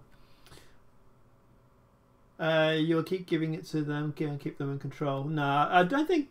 I disagree with you there, man, Angel. I think that the world is sort of waking up when it comes to the Muslim, to the problems that is actually crazed or created by Islam and Muslims and certain Muslims, I must say. But yeah, I think a lot of people are waking up to that, and it is something that at the end of the day, look, yeah, I think there's hope. 2 years ago, I would have been more worried about it. I think they're starting to fight back. The whole halal meat thing is always the beginning. Yeah, we actually have that in Australia here. We actually have halal meat. And a lot of people aren't actually listing it on their products as being halal certified, which is interesting. For example, certain big supermarkets have only sell halal products. Look, obviously, guys, as I get bigger and bigger, more and more subs, then obviously that'll allow me to go through and to cause more and more waves. So yeah, it's definitely something that we will be talking about, that's for sure. We're definitely keeping an eye on it. And apparently now Sweden is having an election in the 9th of September. So we're going to be definitely keeping an eye on that too. Thanks, Sophia, for letting us know. They go there and the marriage laws to polygamy. Yeah. They've already tried the polygamy thing in Australia. We had a politician call them out, Jake, and they sort of backed off it a little bit. But yeah, Centrelink came out, our social system came out and basically tried to justify polygamy, saying that it was better for the social systems to pay 5 wives with children than it was to pay 5 different families with children. So yeah. 516, congrats, man. Thank you very much, Richard. Thank you very much, man. One day you wake up and the cops... Sorry, wake up, sorry. Yeah, stay again. And one day you wake up and as corrupt as Egypt. Yeah, I know. We're fighting it, man. We really, really are. Plan B is I'm buying an island and I'm inviting people that I trust. And we just ban Islam or something. I don't know. That's plan B, I think. If you say that it's because it happens in Israel. Oh, okay. You go to a Muslim city in Israel, it's another host country. Yeah, I know. Angel Man, I would love to know what's the outcome. What do we do? How do we stop it? That's the question. You know. So, Canadian. Producer Chris, are you happen to be Canadian and thinking? My trad Snow White. I love that. Yeah. No Muslim got kicked out of the Centre Party 6 hours. That came out election year. No one wants to lose votes. Oh, okay, so what I think Sophia's saying is that they didn't kick out any Muslim from the Centre Party. It came out. I'm going to look that up. I'm going to start focusing more on Sweden because you guys have got that election over there, Sophia. So, yeah, I'll keep an eye on it for you, and we might have to focus a little bit more on Sweden over the next few months, I think. Should trad Mably after that alternative media find out Centre Party kicked Muslim out. Oh, okay, so yeah, okay, so they did kick him out. So that's interesting. So they wouldn't do anything until the alternative media found out about it, and then they kicked him out. Funny that, isn't it? You know, it's funny that. Facebook sucks, Richard. Yeah, man, especially with everything that's going on lately. Facebook really... Dude, they've got some serious problems. Like, you guys heard about the possibly 2 billion users have had their user access at some form or another. And then, you know, they're trying to get medical records of people and stuff now. Like, it's frigging insane. Like, what do you want medical records for? Well, we know, but, you know, what's the justification for it? I love it, so cute. Thanks, Mary. I presume you're talking about the avatar there. Green Party tried to put censor law in social media. Green Party tried to put censor law in social media. Okay. I don't understand what you're saying there. Sorry, Sophia. Can someone give me the link to the Discord server? Yeah, I can actually post it for you, man.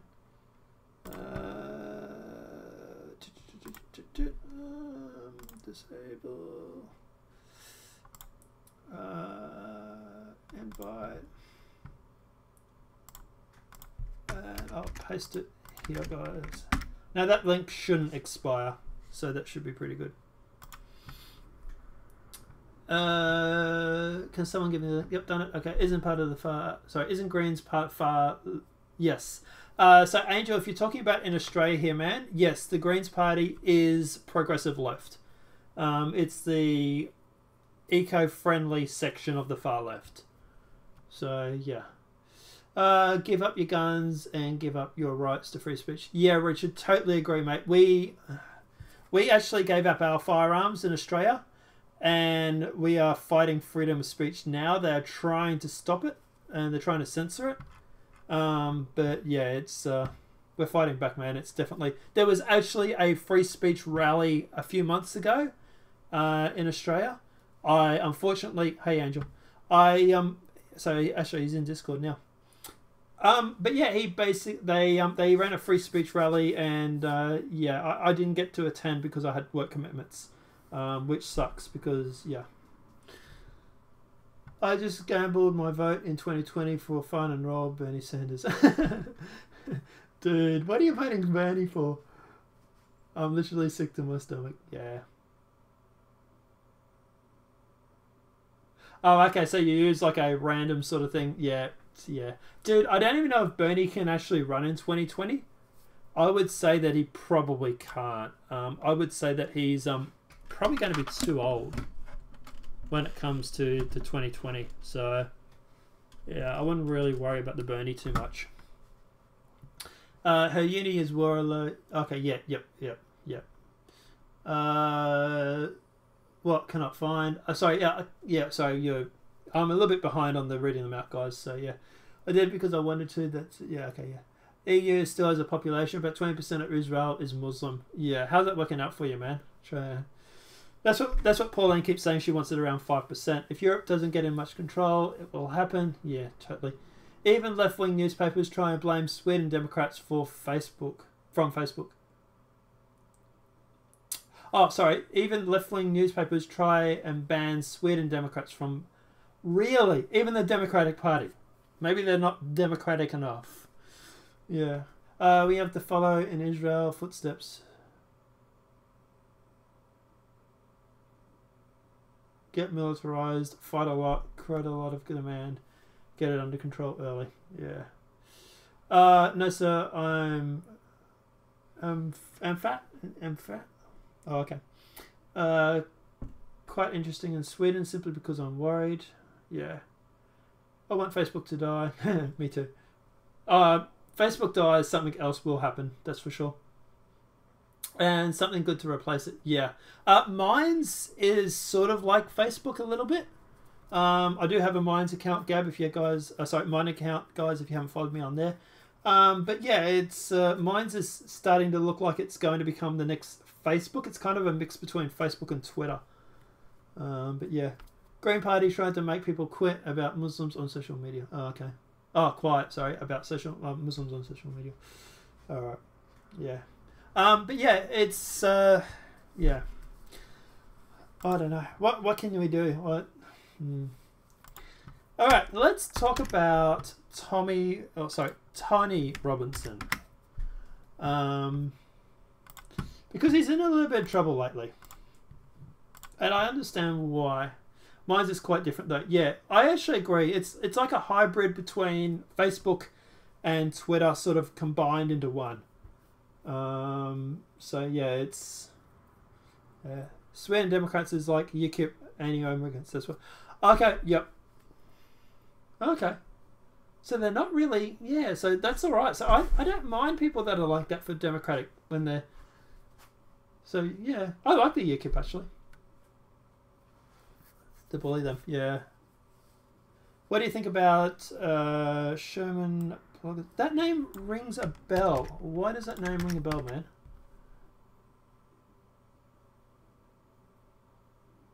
Okay, so he's a YouTuber.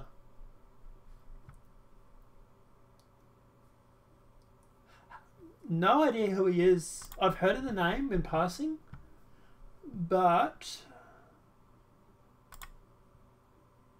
I'll check out some of his videos later. Hey, let me know. I'll check him out. He's Australian too, apparently. So cool. All right. So Tony Robinson slams Me Too movement during Tan's confrontation with Survivor. The whole heading is basically fake news. That's not exactly what happened. What actually happened was this. Now this is the this version of the video. So it's obviously going to be very selectively edited. So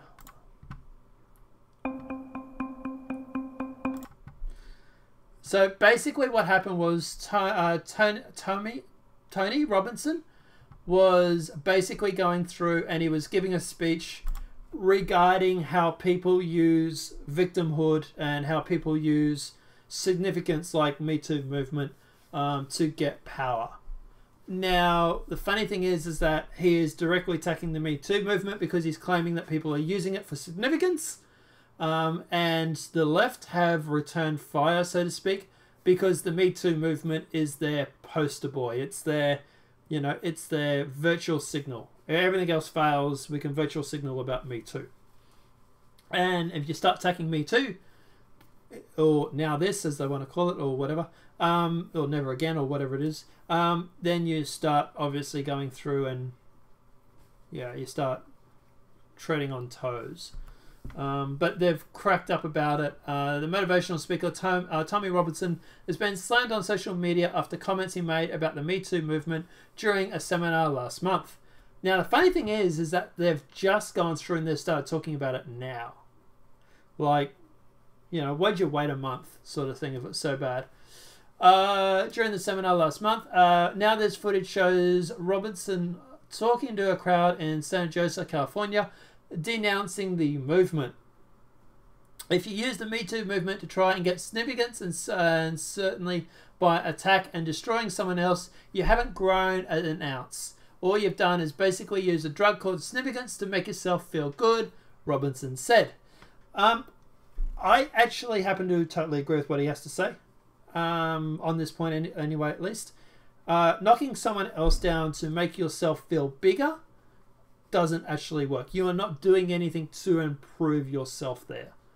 Now, at the end of the day, look, I like what he has to say most of the time, and he does definitely have a point. The reason why I think they've gone through and they've attacked him is because this is their poster boy, this is their pinup. Attacking Me Too definitely seems like it's something that, you know, that probably that you can get him offside because this is sort of losing their virtual signal sort of thing. As for what he said, I don't have a problem with it. I really, really don't. I think he was right on the money, to be honest. But, you know, yeah, that would be my take, would be that he's right. Knocking someone else down to make yourself look bigger definitely doesn't do anything for yourself. And I think they're just sort of defending it. Sherman is a Aussie nationalist. Okay, I'll check out some of his videos, man, lately. I want to start interviewing people as well. So at the end of the day, yeah, it might be worthwhile sort of getting people like that on. I'm a bit of a nationalist myself as well, like, you know, Australian pride sort of thing. So yeah, so we might have a lot in common. I don't know. I'll have to look at some of his videos and see what his political views are. But at the very least, it'll be interesting, that's for sure. But yeah, so as for Tony Robinson saying, look, yeah, I think they're just they're just having a go at him. Yeah. Anyway.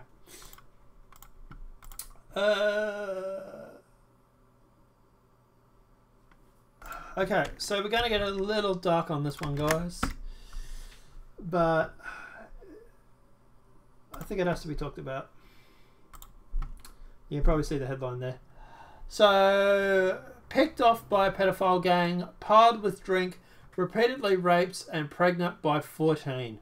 Victim of Rothingham child abuse, ringleader reveals social workers and police did nothing despite knowing her ordeal.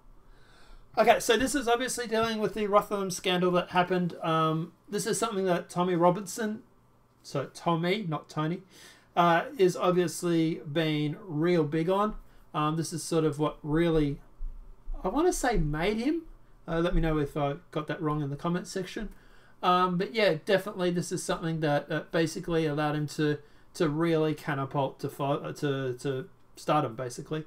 And this lady is claiming that when she was 14, or she was less than 14 actually, she was repeatedly raped. She was plied with drink. Nothing new. I think everyone's going, yeah. She was plastered with drink, raped, pregnant by 14. Everybody knew. Police department knew. This has all come out since then. Police department knew. Social workers knew. Everybody knew. No one did anything. So yeah, it's, and as far as I know, please correct me in chat if I'm wrong, but the guys that were arrested over this really didn't get anything happen to them. What was the follow-up after Rothingham? I don't think there was anything at all, was there? Was anybody sentenced to real hard time or anything? Or were they given slap on the wrists? Yeah, they were, yeah. Well, I don't know if they were quite in on it, Rich, but they definitely knew. I think a lot of it, when it comes to like police departments and stuff, I think they don't want to talk about it because they're worried that by talking about it, they are going to be branded a racist. It's the same thing that happens when you go through, like, for example, with the left. When I've been called a Nazi. I've been called everything under the sun. I've had an Antifa threaten to dox me once, which is my claim to fame. But yeah, basically, if I start talking about grooming gangs and stuff like that, I get a lot of people piping up, calling me a racist, I'm a bigot, alt-right, whatever it may be. at the end of the day, this is how they silence people. And when you're in public office, what do you about this article? The link is deleted. What link is deleted? Sorry. Same here in Sweden. Have they removed this? Have they? Have they removed this article?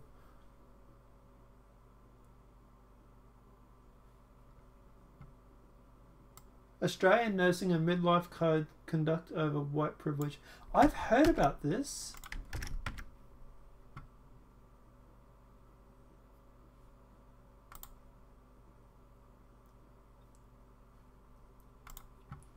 Yeah.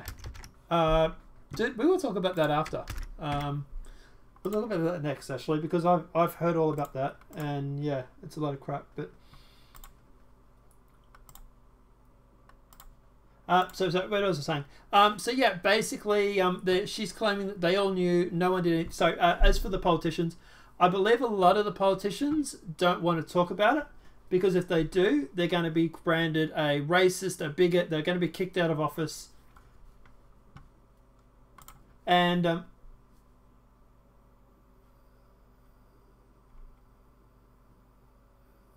okay, interesting. Sorry, my stream just dropped out for a sec. Okay, funny how we're talking about Rotherham and that happens.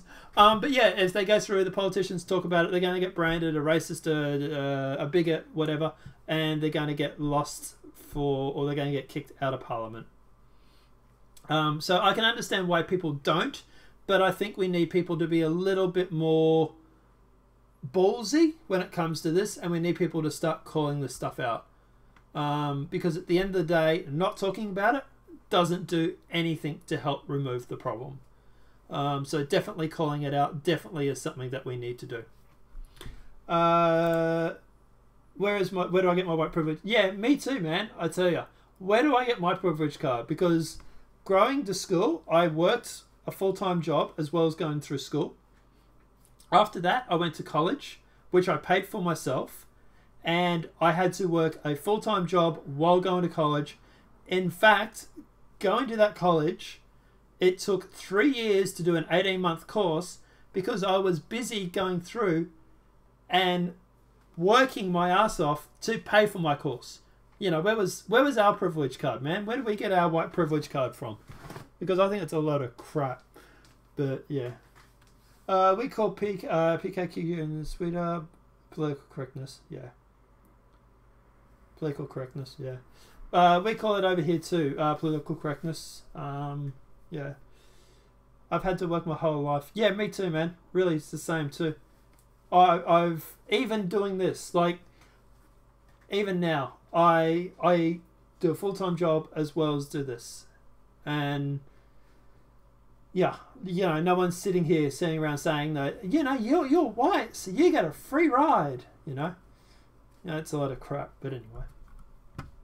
Let's talk about this midwife situation. So, Australian Nursing and Midwife Code of Conduct slammed over white privilege. And Sky News is going to start. Not yet, Sky News. We'll get to you in a sec. Last year, nurses were asked. Start again. Last year, nurses were asked to call women persons. Now there's another fury, and they've been told to acknowledge their white privilege. So my understanding from this is that when you treat someone as an Australian nurse, you then go through and you have to turn around and say, I am a person of privilege. This is mostly dealing with when it comes to Aboriginals and stuff like that, and to other cultures. And it has had a lot of backlash. It's something else I didn't get a chance to actually talk about, mainly because a lot of people were talking about it here. But yeah, look, at the end of the day, obviously, the more subs I get, the more money I get from YouTube, theoretically, at Apocalypse and notwithstanding, and the more hours I can spend doing videos. So yeah, people always say to me, what's the best way to help the channel? The best thing is, at the end of the day, guys, is basically sharing links. Sharing links, posting links for the channel. That's the best way, because the more subs we get, the bigger we get, and the more power we have to take on the PC culture. But yeah, let's play this video and see what they had to say. I'm joined by a founder of the Nurses Professional Association of Queensland to discuss, as I said to you, I almost can't believe it, a new code of conduct that encourages hospital staff to announce their white privilege when dealing with patients of Indigenous or Torres Strait Islander background. I'm joined now by Graham Howcroft. Graham, thanks for your time. Let's just get straight into it. Please tell me I'm wrong. As I understand it, this new code of conduct for nurses in Queensland requires, obviously, white nurses to announce they've got white privilege before they can look after patients of an Indigenous or Torres Strait Islander background. Am I right there? Yes, you are, except that it's not just Queensland, Peter, it's all of Australia. There's 350,000 nurses and midwives Australia-wide, and they're all now subject to this new code. So that's insane. That really, really is. So in Australia, we have Labor, we have Liberals, we have Nationals, we have Greens, and then we have Independents and Pauline Hanson. Yeah. If that oh my god is in regards to what you just heard, yeah, completely get it. Yeah. So basically the way it works is that Labor is basically the progressives, is the left. You then have Greens, which obviously team up with Labor. You have the Liberals and the Nationals supporting each other. Now, the obviously Labor and Greens is obviously progressive left. The Liberals are left. And this is absolutely insane. Yeah, we know, Angel, we know, man. And then you have the independent parties, like, for example, the Kappa Party. And you also have, which is another major one, which is Pauline Hanson. Yeah, Rich, man, I know how you feel, trust me. Pauline is what they would consider far right, or what most people would consider tough on immigration. She's basically an American version of Trump, which is why we're sort of like, yay, Pauline! Because, look, she's not the most succinct person, she's not the most intelligent person out there, but at the end of the day, she's doing the best she can, and she does a pretty good job, and she's raising a lot of awareness. You'll see a lot of videos we post regarding her. Look, obviously we try and remain completely non-partisan when it comes to politicians, which means that if she stuffs up, we will call her out for it. But mainstream media just does what they do with Trump. They just basically shit on Pauline the whole time. I didn't really see her talking about this much, but then I don't watch a lot of Australian news. I find it depressing.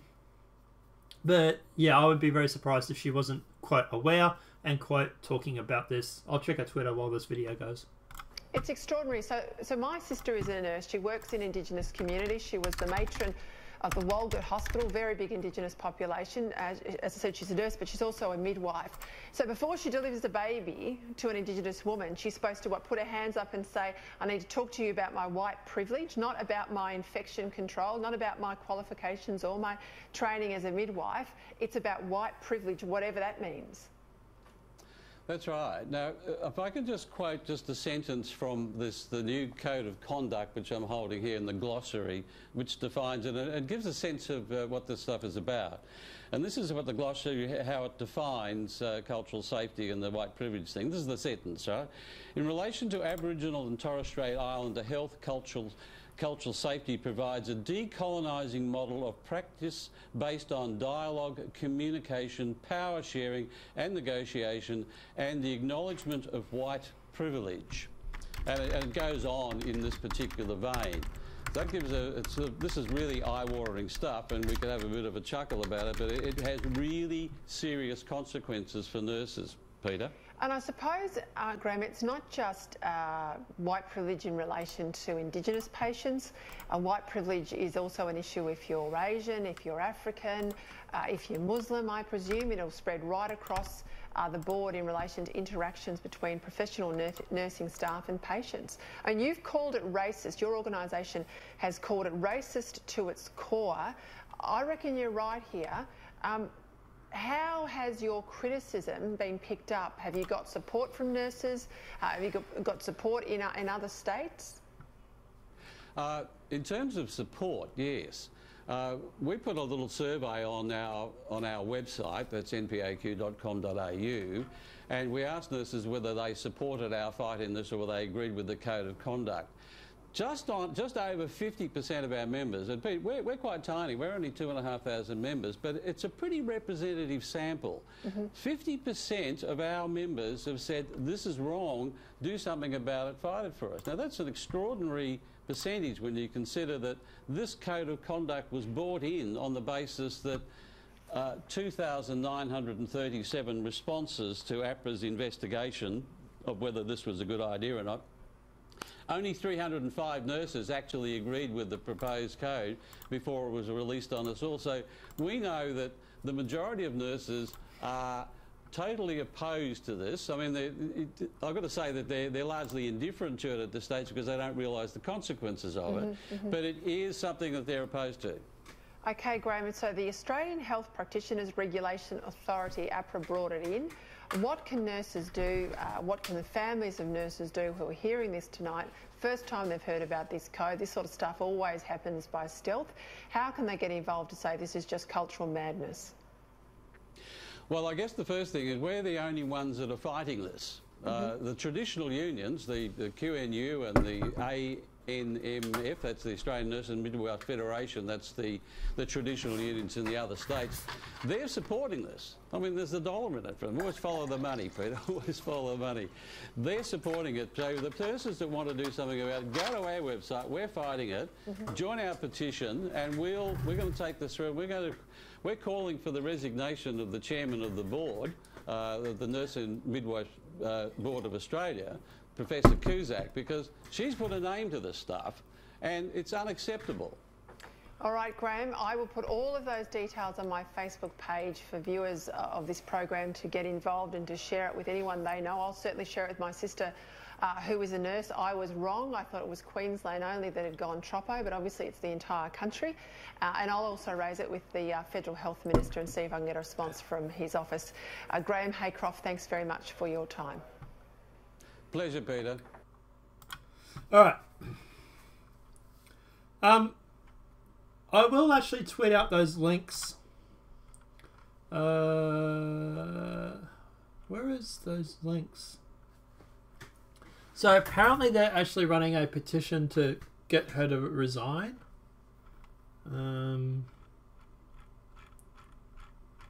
They didn't put them on here, did they? Of course not. Why didn't you do that, Sky News?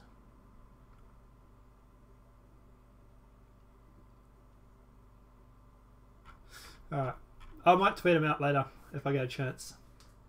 But yeah, it's definitely something that, look, to me it's bullshit. It really is. Just because someone is white does not mean they have privilege. You know, like one of you guys said, I'm not sure if it was Richard, I think it might have been Richard who said earlier in the chat, where's my privilege card? You know, where do I get mine from? I didn't get mine sent to me either. You know, where do we get our privileges cards from? You know, I'm working class. I grow up, you know, my parents are well off, but that doesn't mean shit for me. And I've had to work my whole entire life. And I reckon it's you know, it's given me morals, and there's nothing absolutely wrong with that. Yeah, same. But I stopped watching Sky when I found your channel. I'm from Dallas, Texas, by the way. Oh, cool. Thanks, Richard. Should still probably watch Sky a little bit. I'm not saying don't watch me, of course, but definitely watch. Yeah, Sky's interesting. I don't know where they fall politically, but yeah.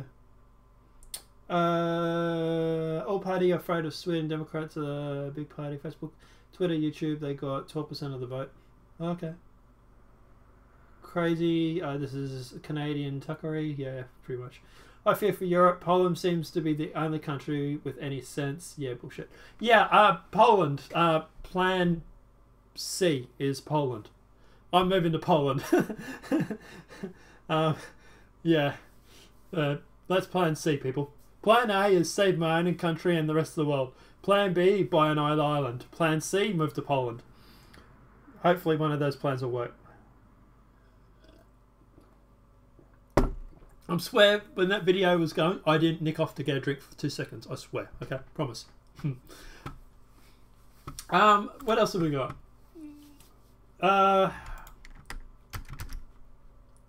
Let's talk about this.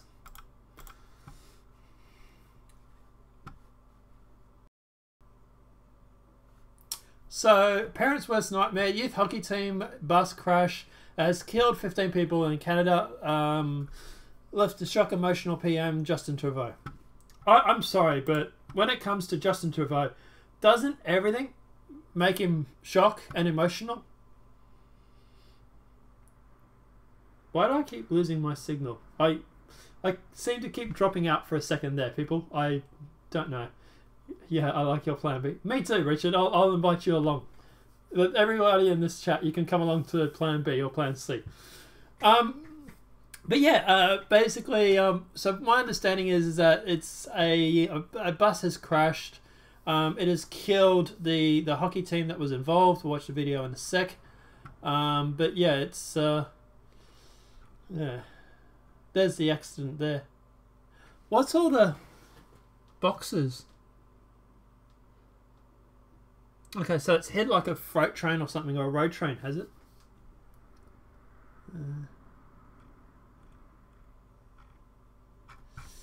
Yeah. Let's listen to the video, see what the video has to say.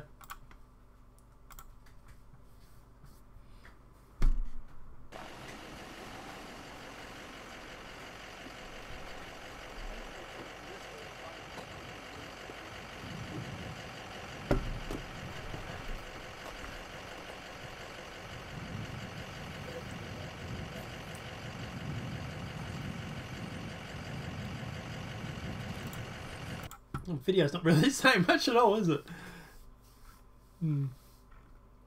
So it looks like there are survivors.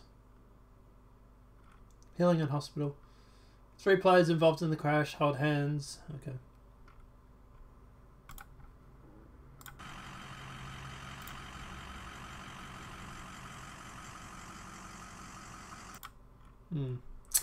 Look, obviously at the end of the day, guys, huge tragedy, sad. Yeah, it's definitely sad. Especially considering that most of them were white. I'm not saying anything. Don't take it out of context. Right Wing Watch. But yeah.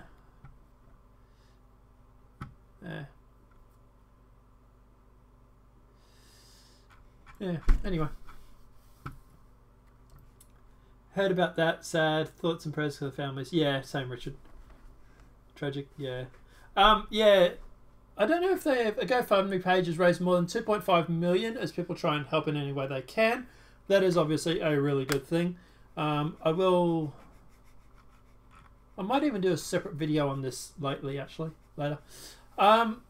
15 people were reported dead in a hockey team bus crashed. 15 more are reported injured. So 15 people have died. 15 are reported injured. Prime Minister Justin Trudeau said in a statement on Friday that no one should ever have to see their children leave to play sports they love and never come back. 3 of the dead are head coach.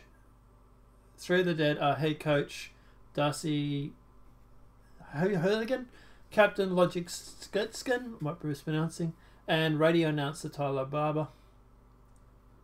Friday evening, when the bus carrying the team crashed into a tractor-trailer truck in the West Canadian province of Saskatchewan. I know I'm getting that wrong.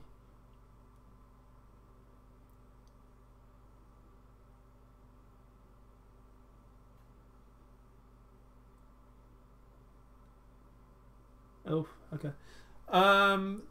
President Donald Trump tweeted his condolences in the victims' crash. Someone wrote in chat, my family owned a farm in Poland, but we lost the deed in a house fire when the Learjet crashed into my grandma's house back in... Dude, are you trolling, Judge? Are you trolling me, dude, or is that legit? I'm sorry, but I'm gonna... If you've got an article, I'm sorry, but you have to post an article if you've got an article on that. Otherwise, I'm thinking you're trolling me. Learjet crashed into my grandma's house. I'm sorry if that's legit, if that's real. But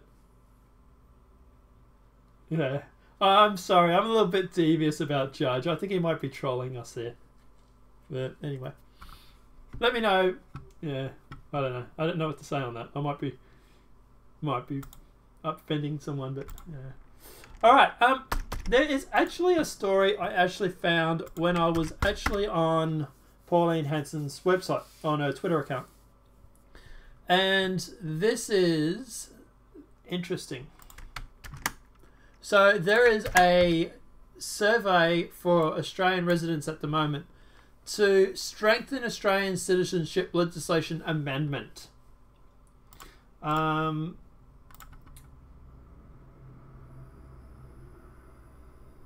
Legit. Okay, if you're legit, dude, I apologize if you're legit. I'm sorry to hear that, man. But yeah. What are the odds, though? Like, I'm sorry, but if you're flying a Learjet and it's gonna crash, and you have a farm, you're gonna think I could crash anywhere, right? Like, pick a spot. Why did they aim for? Why did they hit the house? That's like some like ISIS stuff, dude. Like, yeah. So basically, the Australian Legislature, Constitutional Affairs, basically allow you to go through and to tighten Australian citizenship. So what does that actually mean? So what they want to do is they want to increase the general residence requirement to require citizenship. By federal applications have to be a permanent resident for at least 8 years before they're eligible to apply for citizenship. So that's obviously a big thing.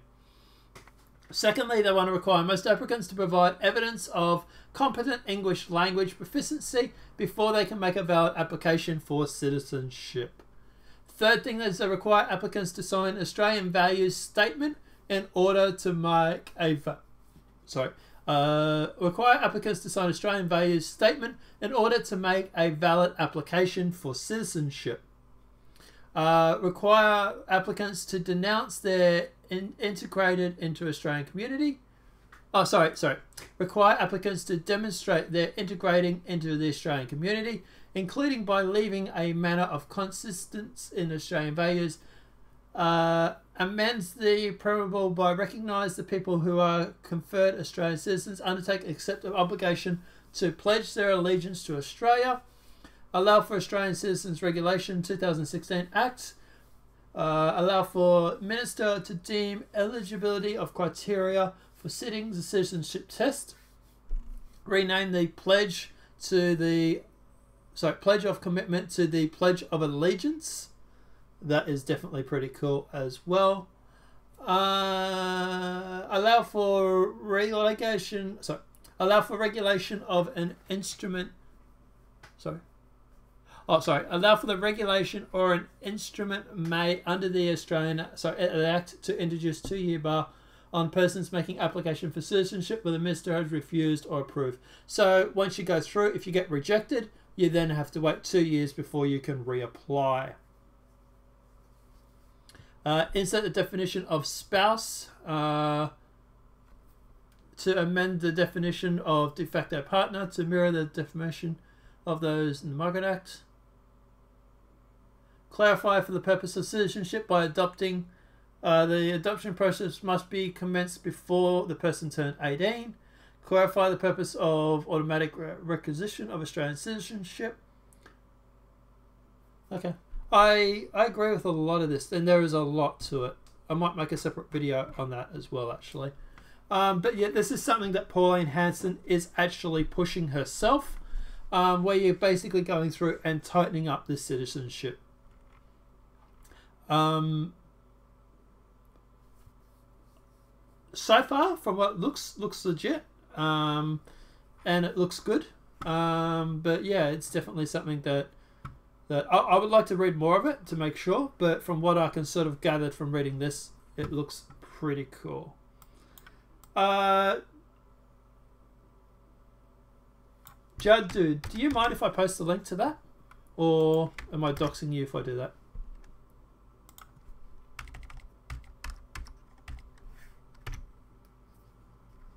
Although you posted the link yourself, so let us know if you're... Okay. Jet crashed into house, killing 2 on board. A Learjet attempted to land here this morning, slammed through several houses and crashed the sort of runway. killing 2 pilots on board and scattering debris for nearly a quarter of a mile before tumbling into a river.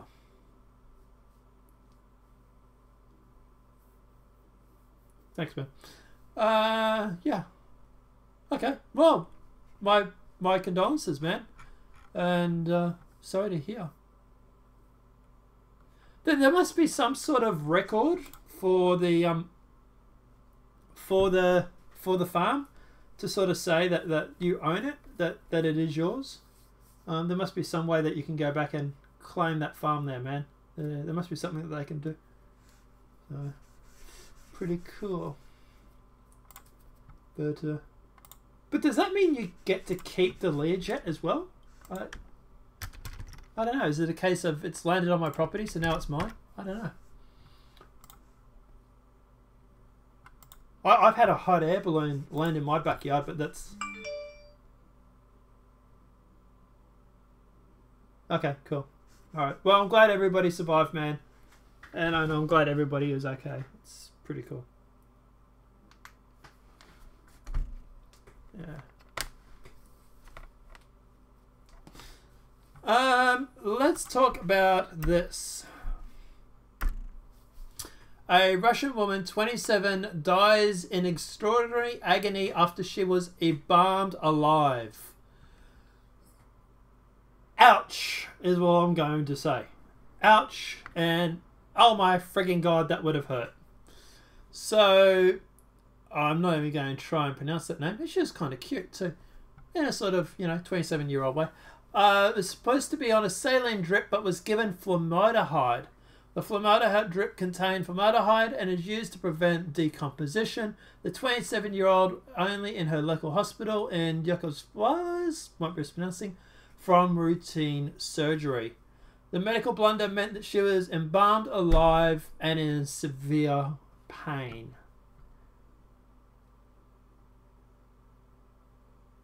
Okay. He said, it's been over 50 years since anyone in my family has been to Poland, so it's pretty hard to reclaim it. Dude, with the way the world's going, I would be trying at the very least, because that might be plan C. We might be all coming and living on your farm, dude. But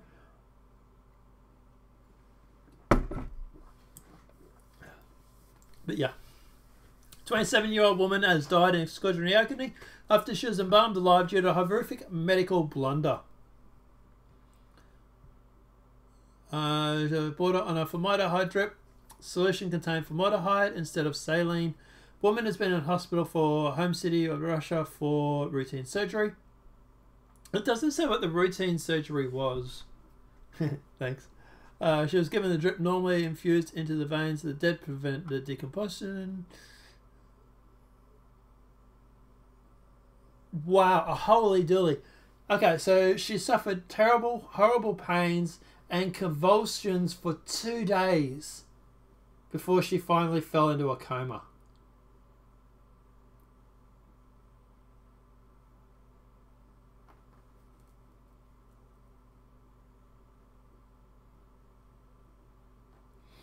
Yeah, you're harder to get a citizenship in Asia. Australia does have pretty good laws when it comes to immigration. Easier to get my guns to your island than to Poland. Yikes. Ouch. I got a mate who lived in Poland. I've lost contact with him, but he was pretty woke. But yeah. He actually tried to get to Australia. We tried to get him here for a while, and it was pretty hard for him to get here. I always made the joke back then, this is going back 10-15 years, that he probably should have just got on a boat. Sadly, that probably would have been an easier way to do it, with everything that he tried, but anyway. So she suffered horrible pains and convulsions for 2 days before falling into a coma. She was attached to a life support machine, and her heart stopped several times. She finally died of multiple organ failure.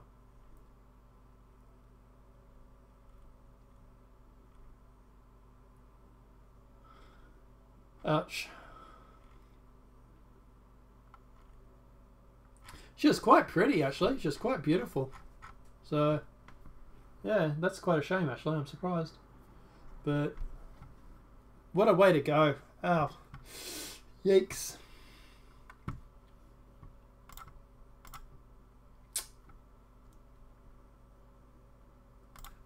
We've got some England news.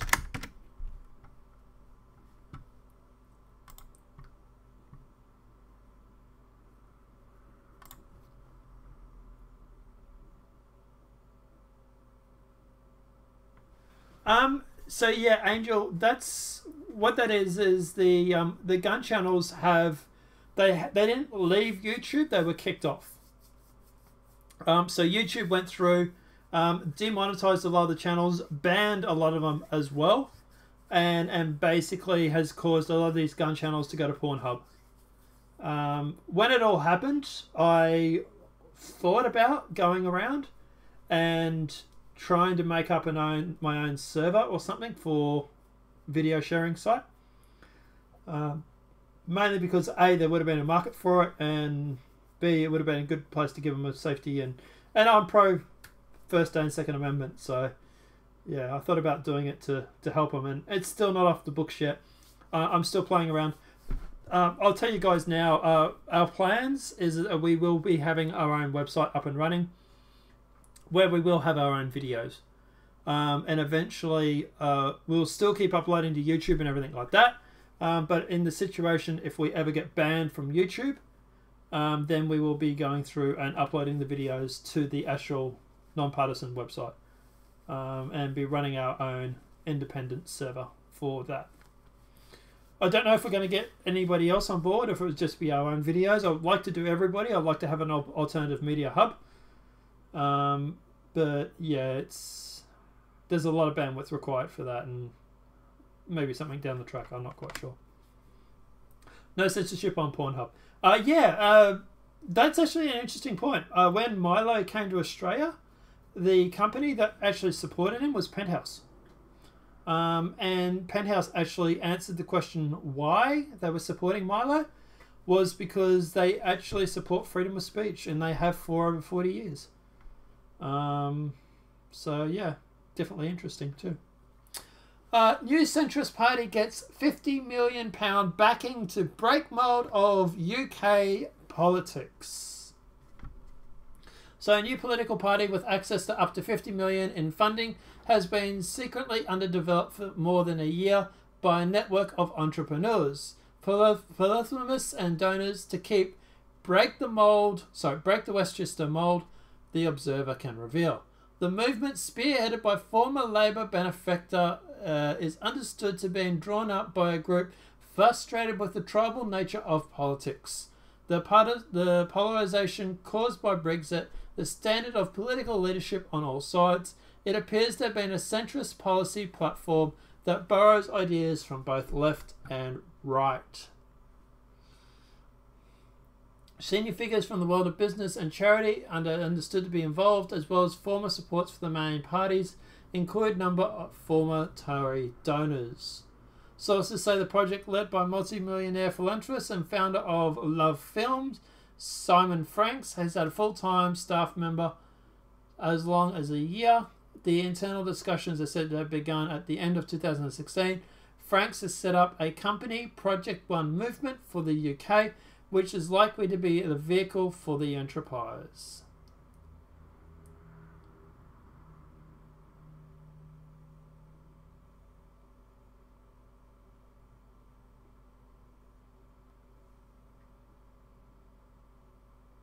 Wow. Okay, so do you know that if a girl becomes raped or gangbanged in Sweden, the rapist could stay here because they could be killed in their homeland?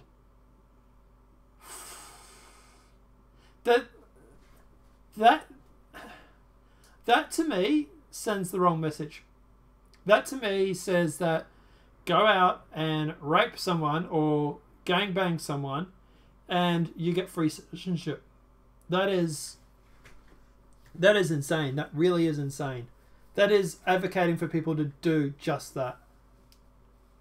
I really don't want to think about Sweden. They are lost. I don't know, Richard. Sophia said true. Richard, I don't know, man. I don't know. I think Sweden's woke on this subject. I think a lot of people. Obviously, look, we'll tell when it gets to the 9th of September.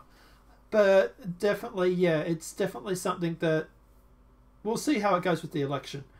I'd like to think a lot of people are woken up. The friend I have on Facebook, she's from Sweden. She is a feminist. Like, I literally called her hun once, and she flipped off at me. But you ask her about migration or mass migration, and she is red-pilled to the max on it. Like, so, you know, like even when you get the feminists start going on about how mass migration is shit. Yeah. No, we are angry, mad. Yeah. Look, Sophia, I hope it goes your way. I really do. And look, obviously, I'll talk to the guys and the rest of the guys in alternative media. We'll do our best. All we can hope is that we can affect enough people to wake people up regarding it. This is what we call the Great Divide. So people like alternative media, like everybody in this channel, if you ask majority of people here what they think of mass migration, it would be the same thing. It's shit. It's ugly. We don't want it. Yada yada yada. But if you go out into the real world, or to the people that aren't connected to YouTube and to Twitter and stuff like that, there's a lot of naive people out there still. You know, if you ask people about multiculturalism and stuff like that, a lot of people are still very much blue-pilled on it.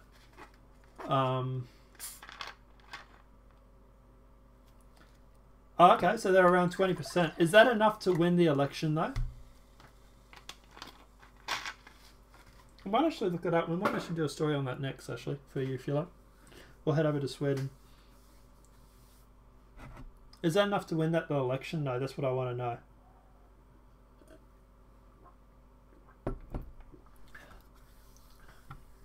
So, as for this UK party, look, obviously if they start talking about, you know, like tough immigration and stuff like that, then I'll be definitely more interested. No, okay. Yeah. We need to get that.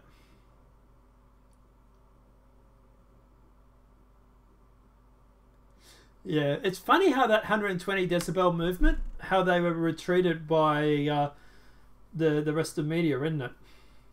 Mainstream media basically tried to crucify him for it. You need to form coalition to 50%.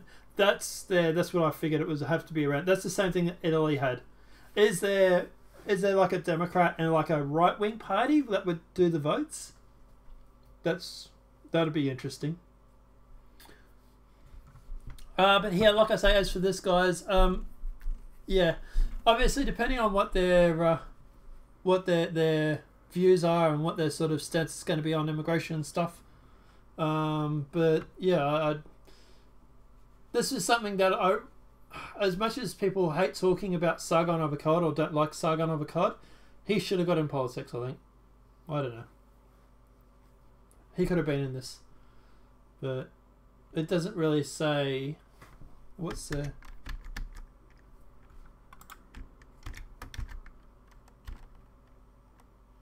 So, okay, so they're going to explore tighter immigration control. That's something that's interesting.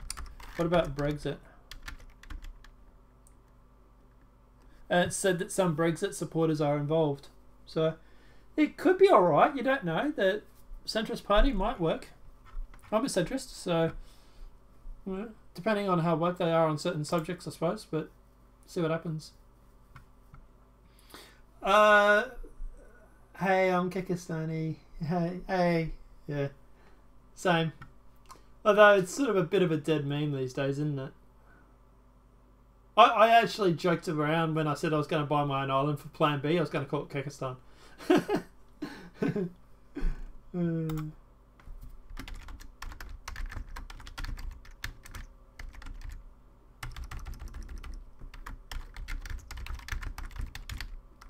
Let's see if we can find something about these Sweden election polls and who's winning.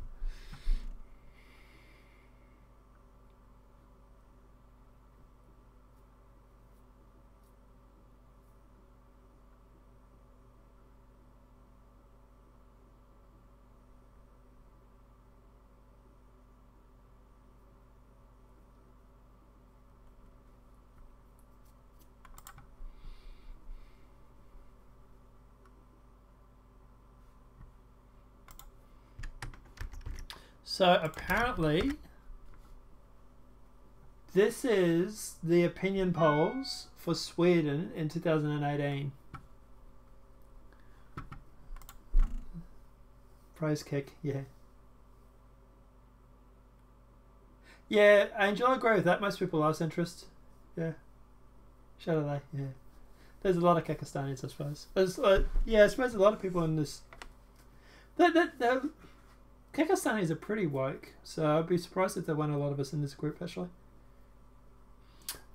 So, obviously, look, Sophia will be able to verify whether this is legit or not, but according to this, so S plus V plus MP is around 38.9%.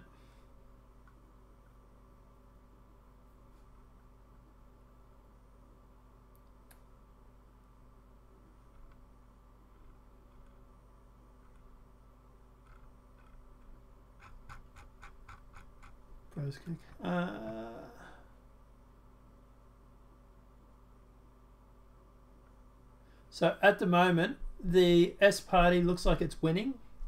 So I don't know if that's good or not. Sophia, let us know. The blue party, which is M, and then it's the SD party.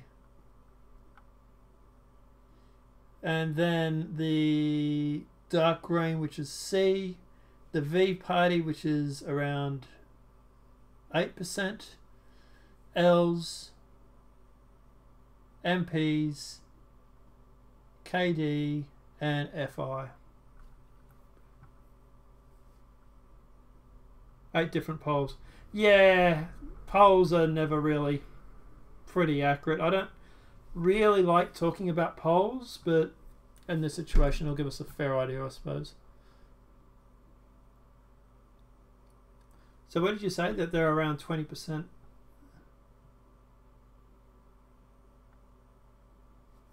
Is novice polls always give left-wing... Yeah.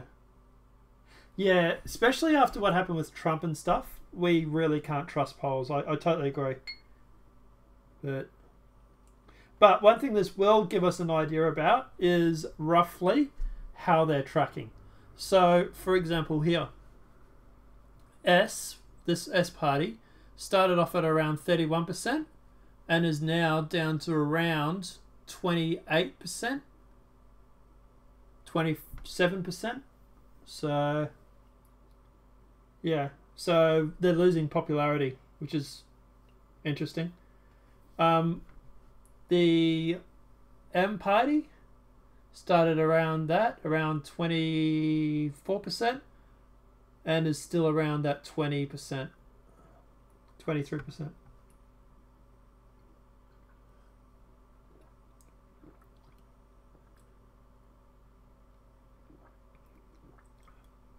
Britain poll might get more tight, get more right. Oh, okay. Have you got a link for that, Sophia, by any chance?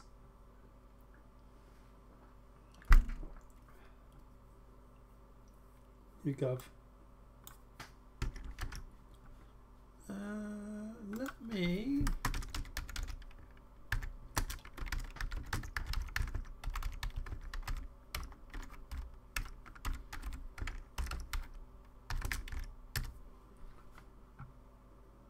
It's in Swedish.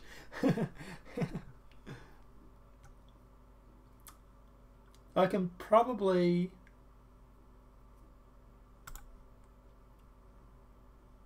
I might be able to convert it.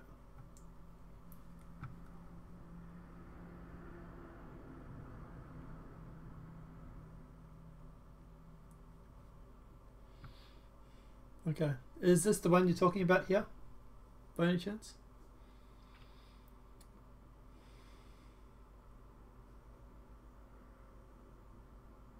So Swedish, according to this poll here, the Swedish Social Democratic Party. That's the one you're talking about, I believe.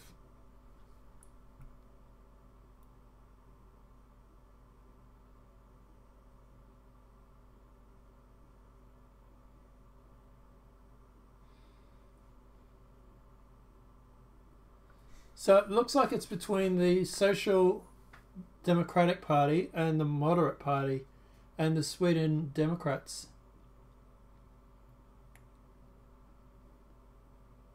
Yep, okay, cool.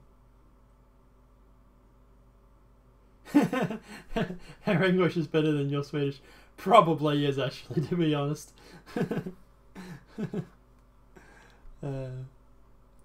Sometimes I think her English is better than my English, the way I try and do videos when I'm half tired. It doesn't work. So the Sweden Democrats is around 20%. Yeah, 19%, like you said.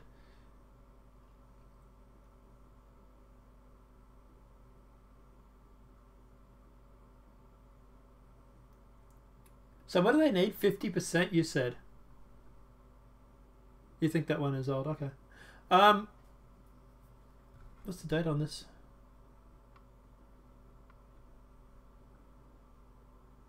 April 5th, it says. So, yeah, it's about 4 days old. So, what would be the... How would you get 50%? If you did the Sweden Democrats and then, for example, the Moderate or the Swedish Social Democratic Party,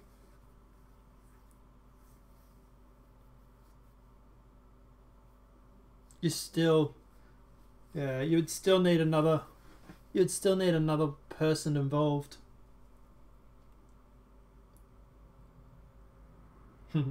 So Sophia, is Sweden gonna cluck or gonna fight? Dude, I think she's gonna fight. Sounds like she's gonna fight.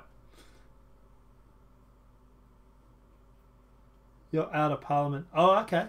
So that's interesting. So even if that party, even if it's less than 4%, so that means they can't go through and use them to boost the numbers.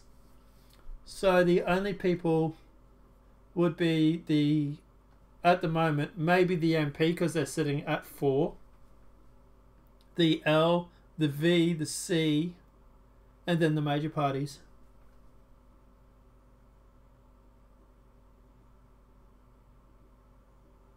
What would be the chances, Sophia, of someone like, for example, SD joining the M or S party? Would that be...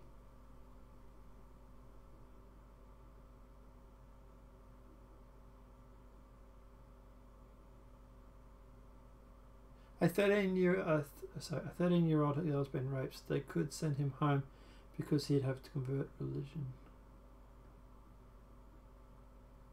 Eva, are you talking about non-Muslims not converting or something, or what are you talking about there? Sorry.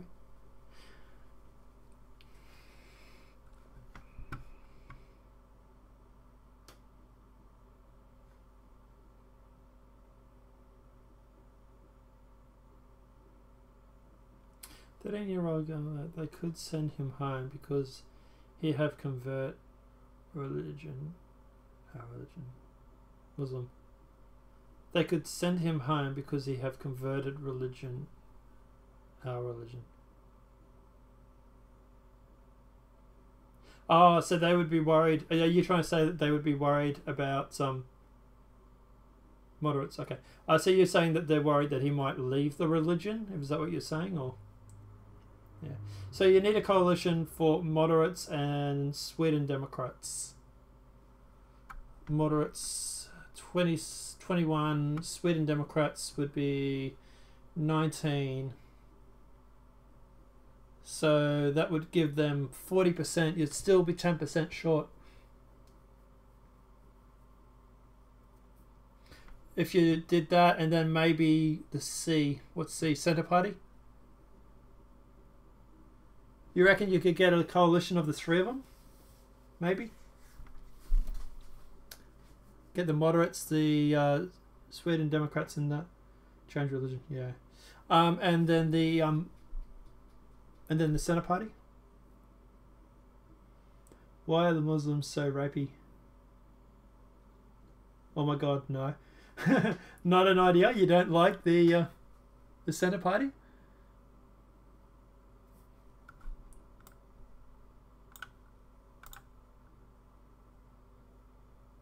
Oh, okay. Ooh. Well, that won't work then, will it?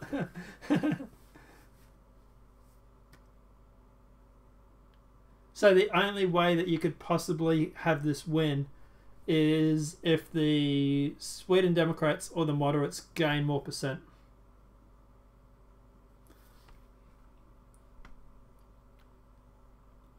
What I want to know is what happened to the moderates here? Why did they lose so much percentage?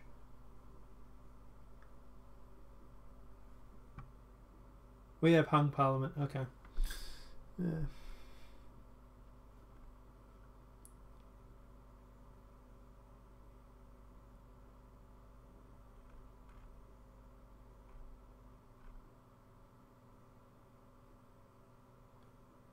So on the 19th of March, YouGov rated Sweden Democrats as 22.4% and rated the Swedish Social Democrats at 24%. So that's almost 50%. That's getting up there.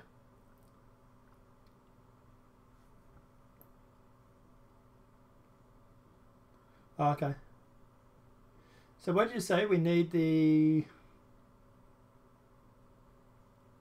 moderates and the Sweden Democrats.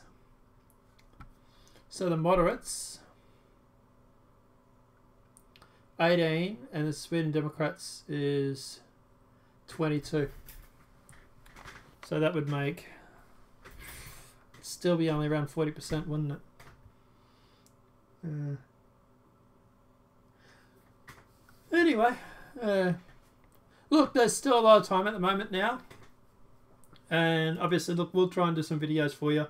Try and help you guys out there. And, yeah, it's a problem. Yeah.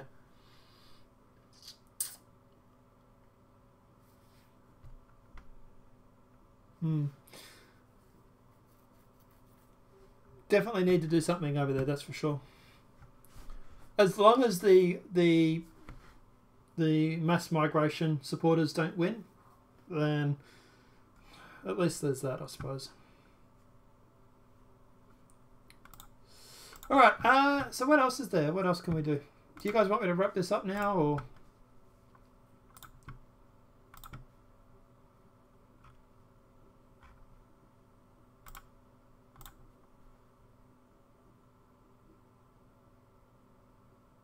He converted to Christian religion. Oh, okay. Well, that's not such a bad thing.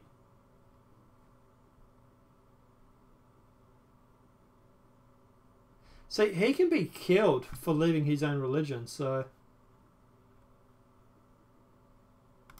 Yeah.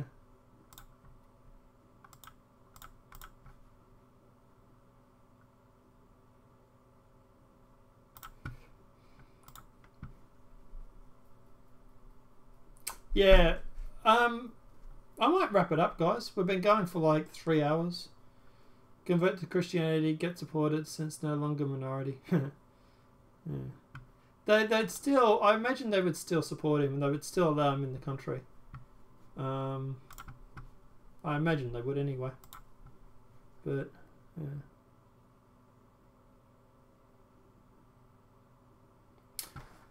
Just before we go, one more story and then we'll wrap it up, guys. This is dealing with the Trump fire yet again.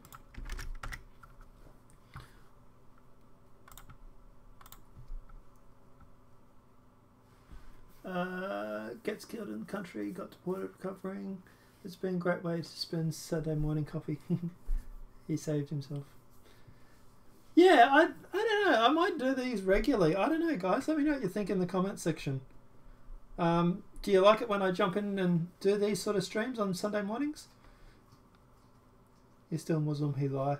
There is a thing where apparently Muslims can go through and can claim they can lie regarding their religion or their beliefs.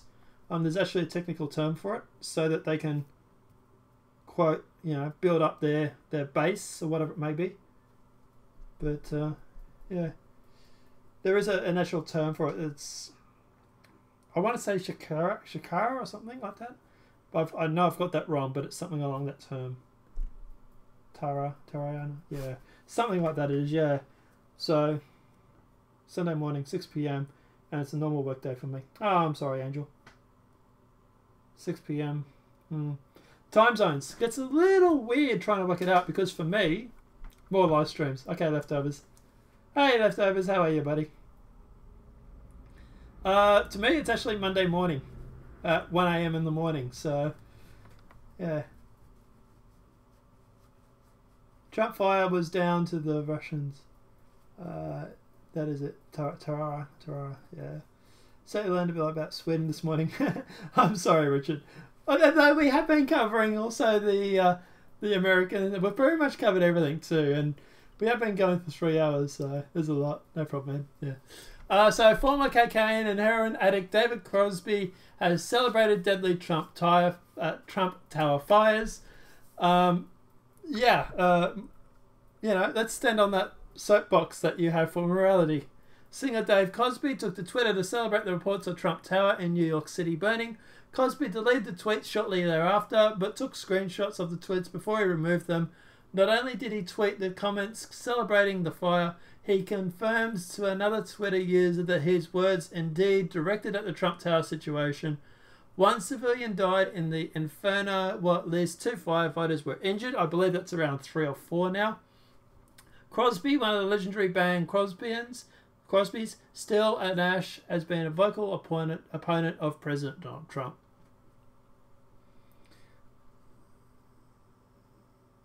No, don't be, Sophia. Don't be at all, hun. Not at all. You're not a bother. No one in this chat has been bothering whatsoever. So today, everybody's been amazing. And guys, while I've got you all here, I do want to say a big shout out to everybody that does support me, that sit here and does watch the videos. Everybody join the Discord. Yeah, I am going to be a little bit more active on the Discord servers. On the Discord server. I know I've sort of neglected it a little bit lately. But guys, like I say, big shout out to everybody who does go through, who does support the videos, that does subscribe, that does constantly watch the videos. Guys, look, without you, this channel is nothing. It really isn't. And, you know, I'm just a guy literally sitting in a study at the moment. And you guys want to hear what I talk about. So, look, everybody, thank you from the bottom of my heart. You guys really do. Yeah. Really do. Yeah. Thank you for your kindness. And yeah, it's what I'm basically saying. The same thing as, guys, look, really it does. It chokes me up a little bit that people want to hear what I have to say. Crazy PM, love it. But yeah, as for this former cocaine and heroin addict, maybe, you know, look, at the end of the day, maybe saying to people about, you know, morality, maybe it shouldn't be a strong point for the singer. Just saying. Sweden is a bellwether country right now. Yeah, it's literally the canary in the coal mine. What happens to Sweden?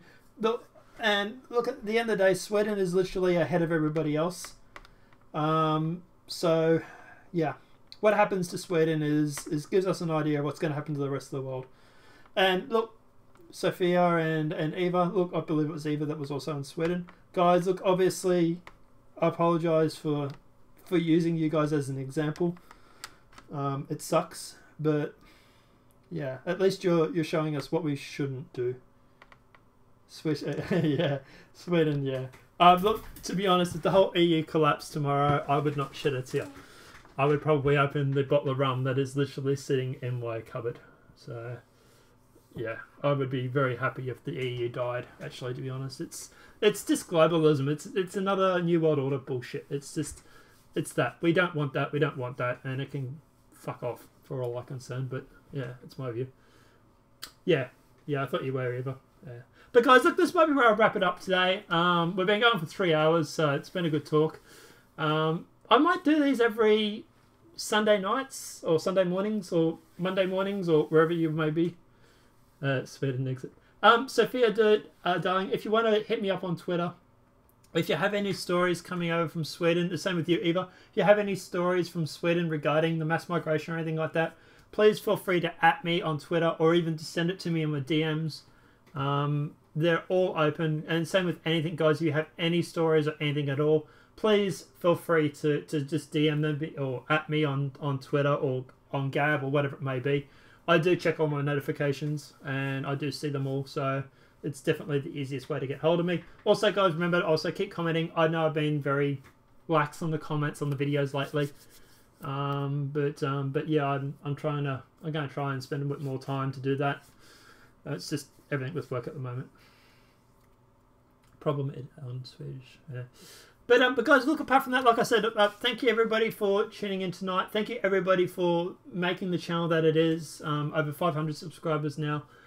Big shout out to everybody who does that. Like I say, I do appreciate you guys and watching the videos and sharing the videos and all that we do. But look, at the end of the day, yeah. Yeah, and thank you very much, Eva and Sofa too. Like you say, Richard said, thank you guys for supporting the Sweden, letting us know what's really going on over there at the moment. Yeah. Hopefully we can fix Sweden when it comes to the election. 9th of the 9th, I'm marking it on my calendar, so to speak. I'm going to try and help you guys out the election a little bit. And I'll also message a few of the alternative media guys as well. Let them know that Sweden's having an election coming up, and maybe we can all sort of do a few videos on it and help get those votes up. But yeah, apart from that, guys, thank you very much. A lot of shit here. Yeah, we know. Thank you very much, guys, for tuning in. I'm going to go have something to eat, and then maybe do some videos later. You didn't get your but yeah, apart from that, guys, like I say, thank you very much for joining us. Thanks for staying in tonight, and thank you very much for everybody. Have a great night. Enjoy.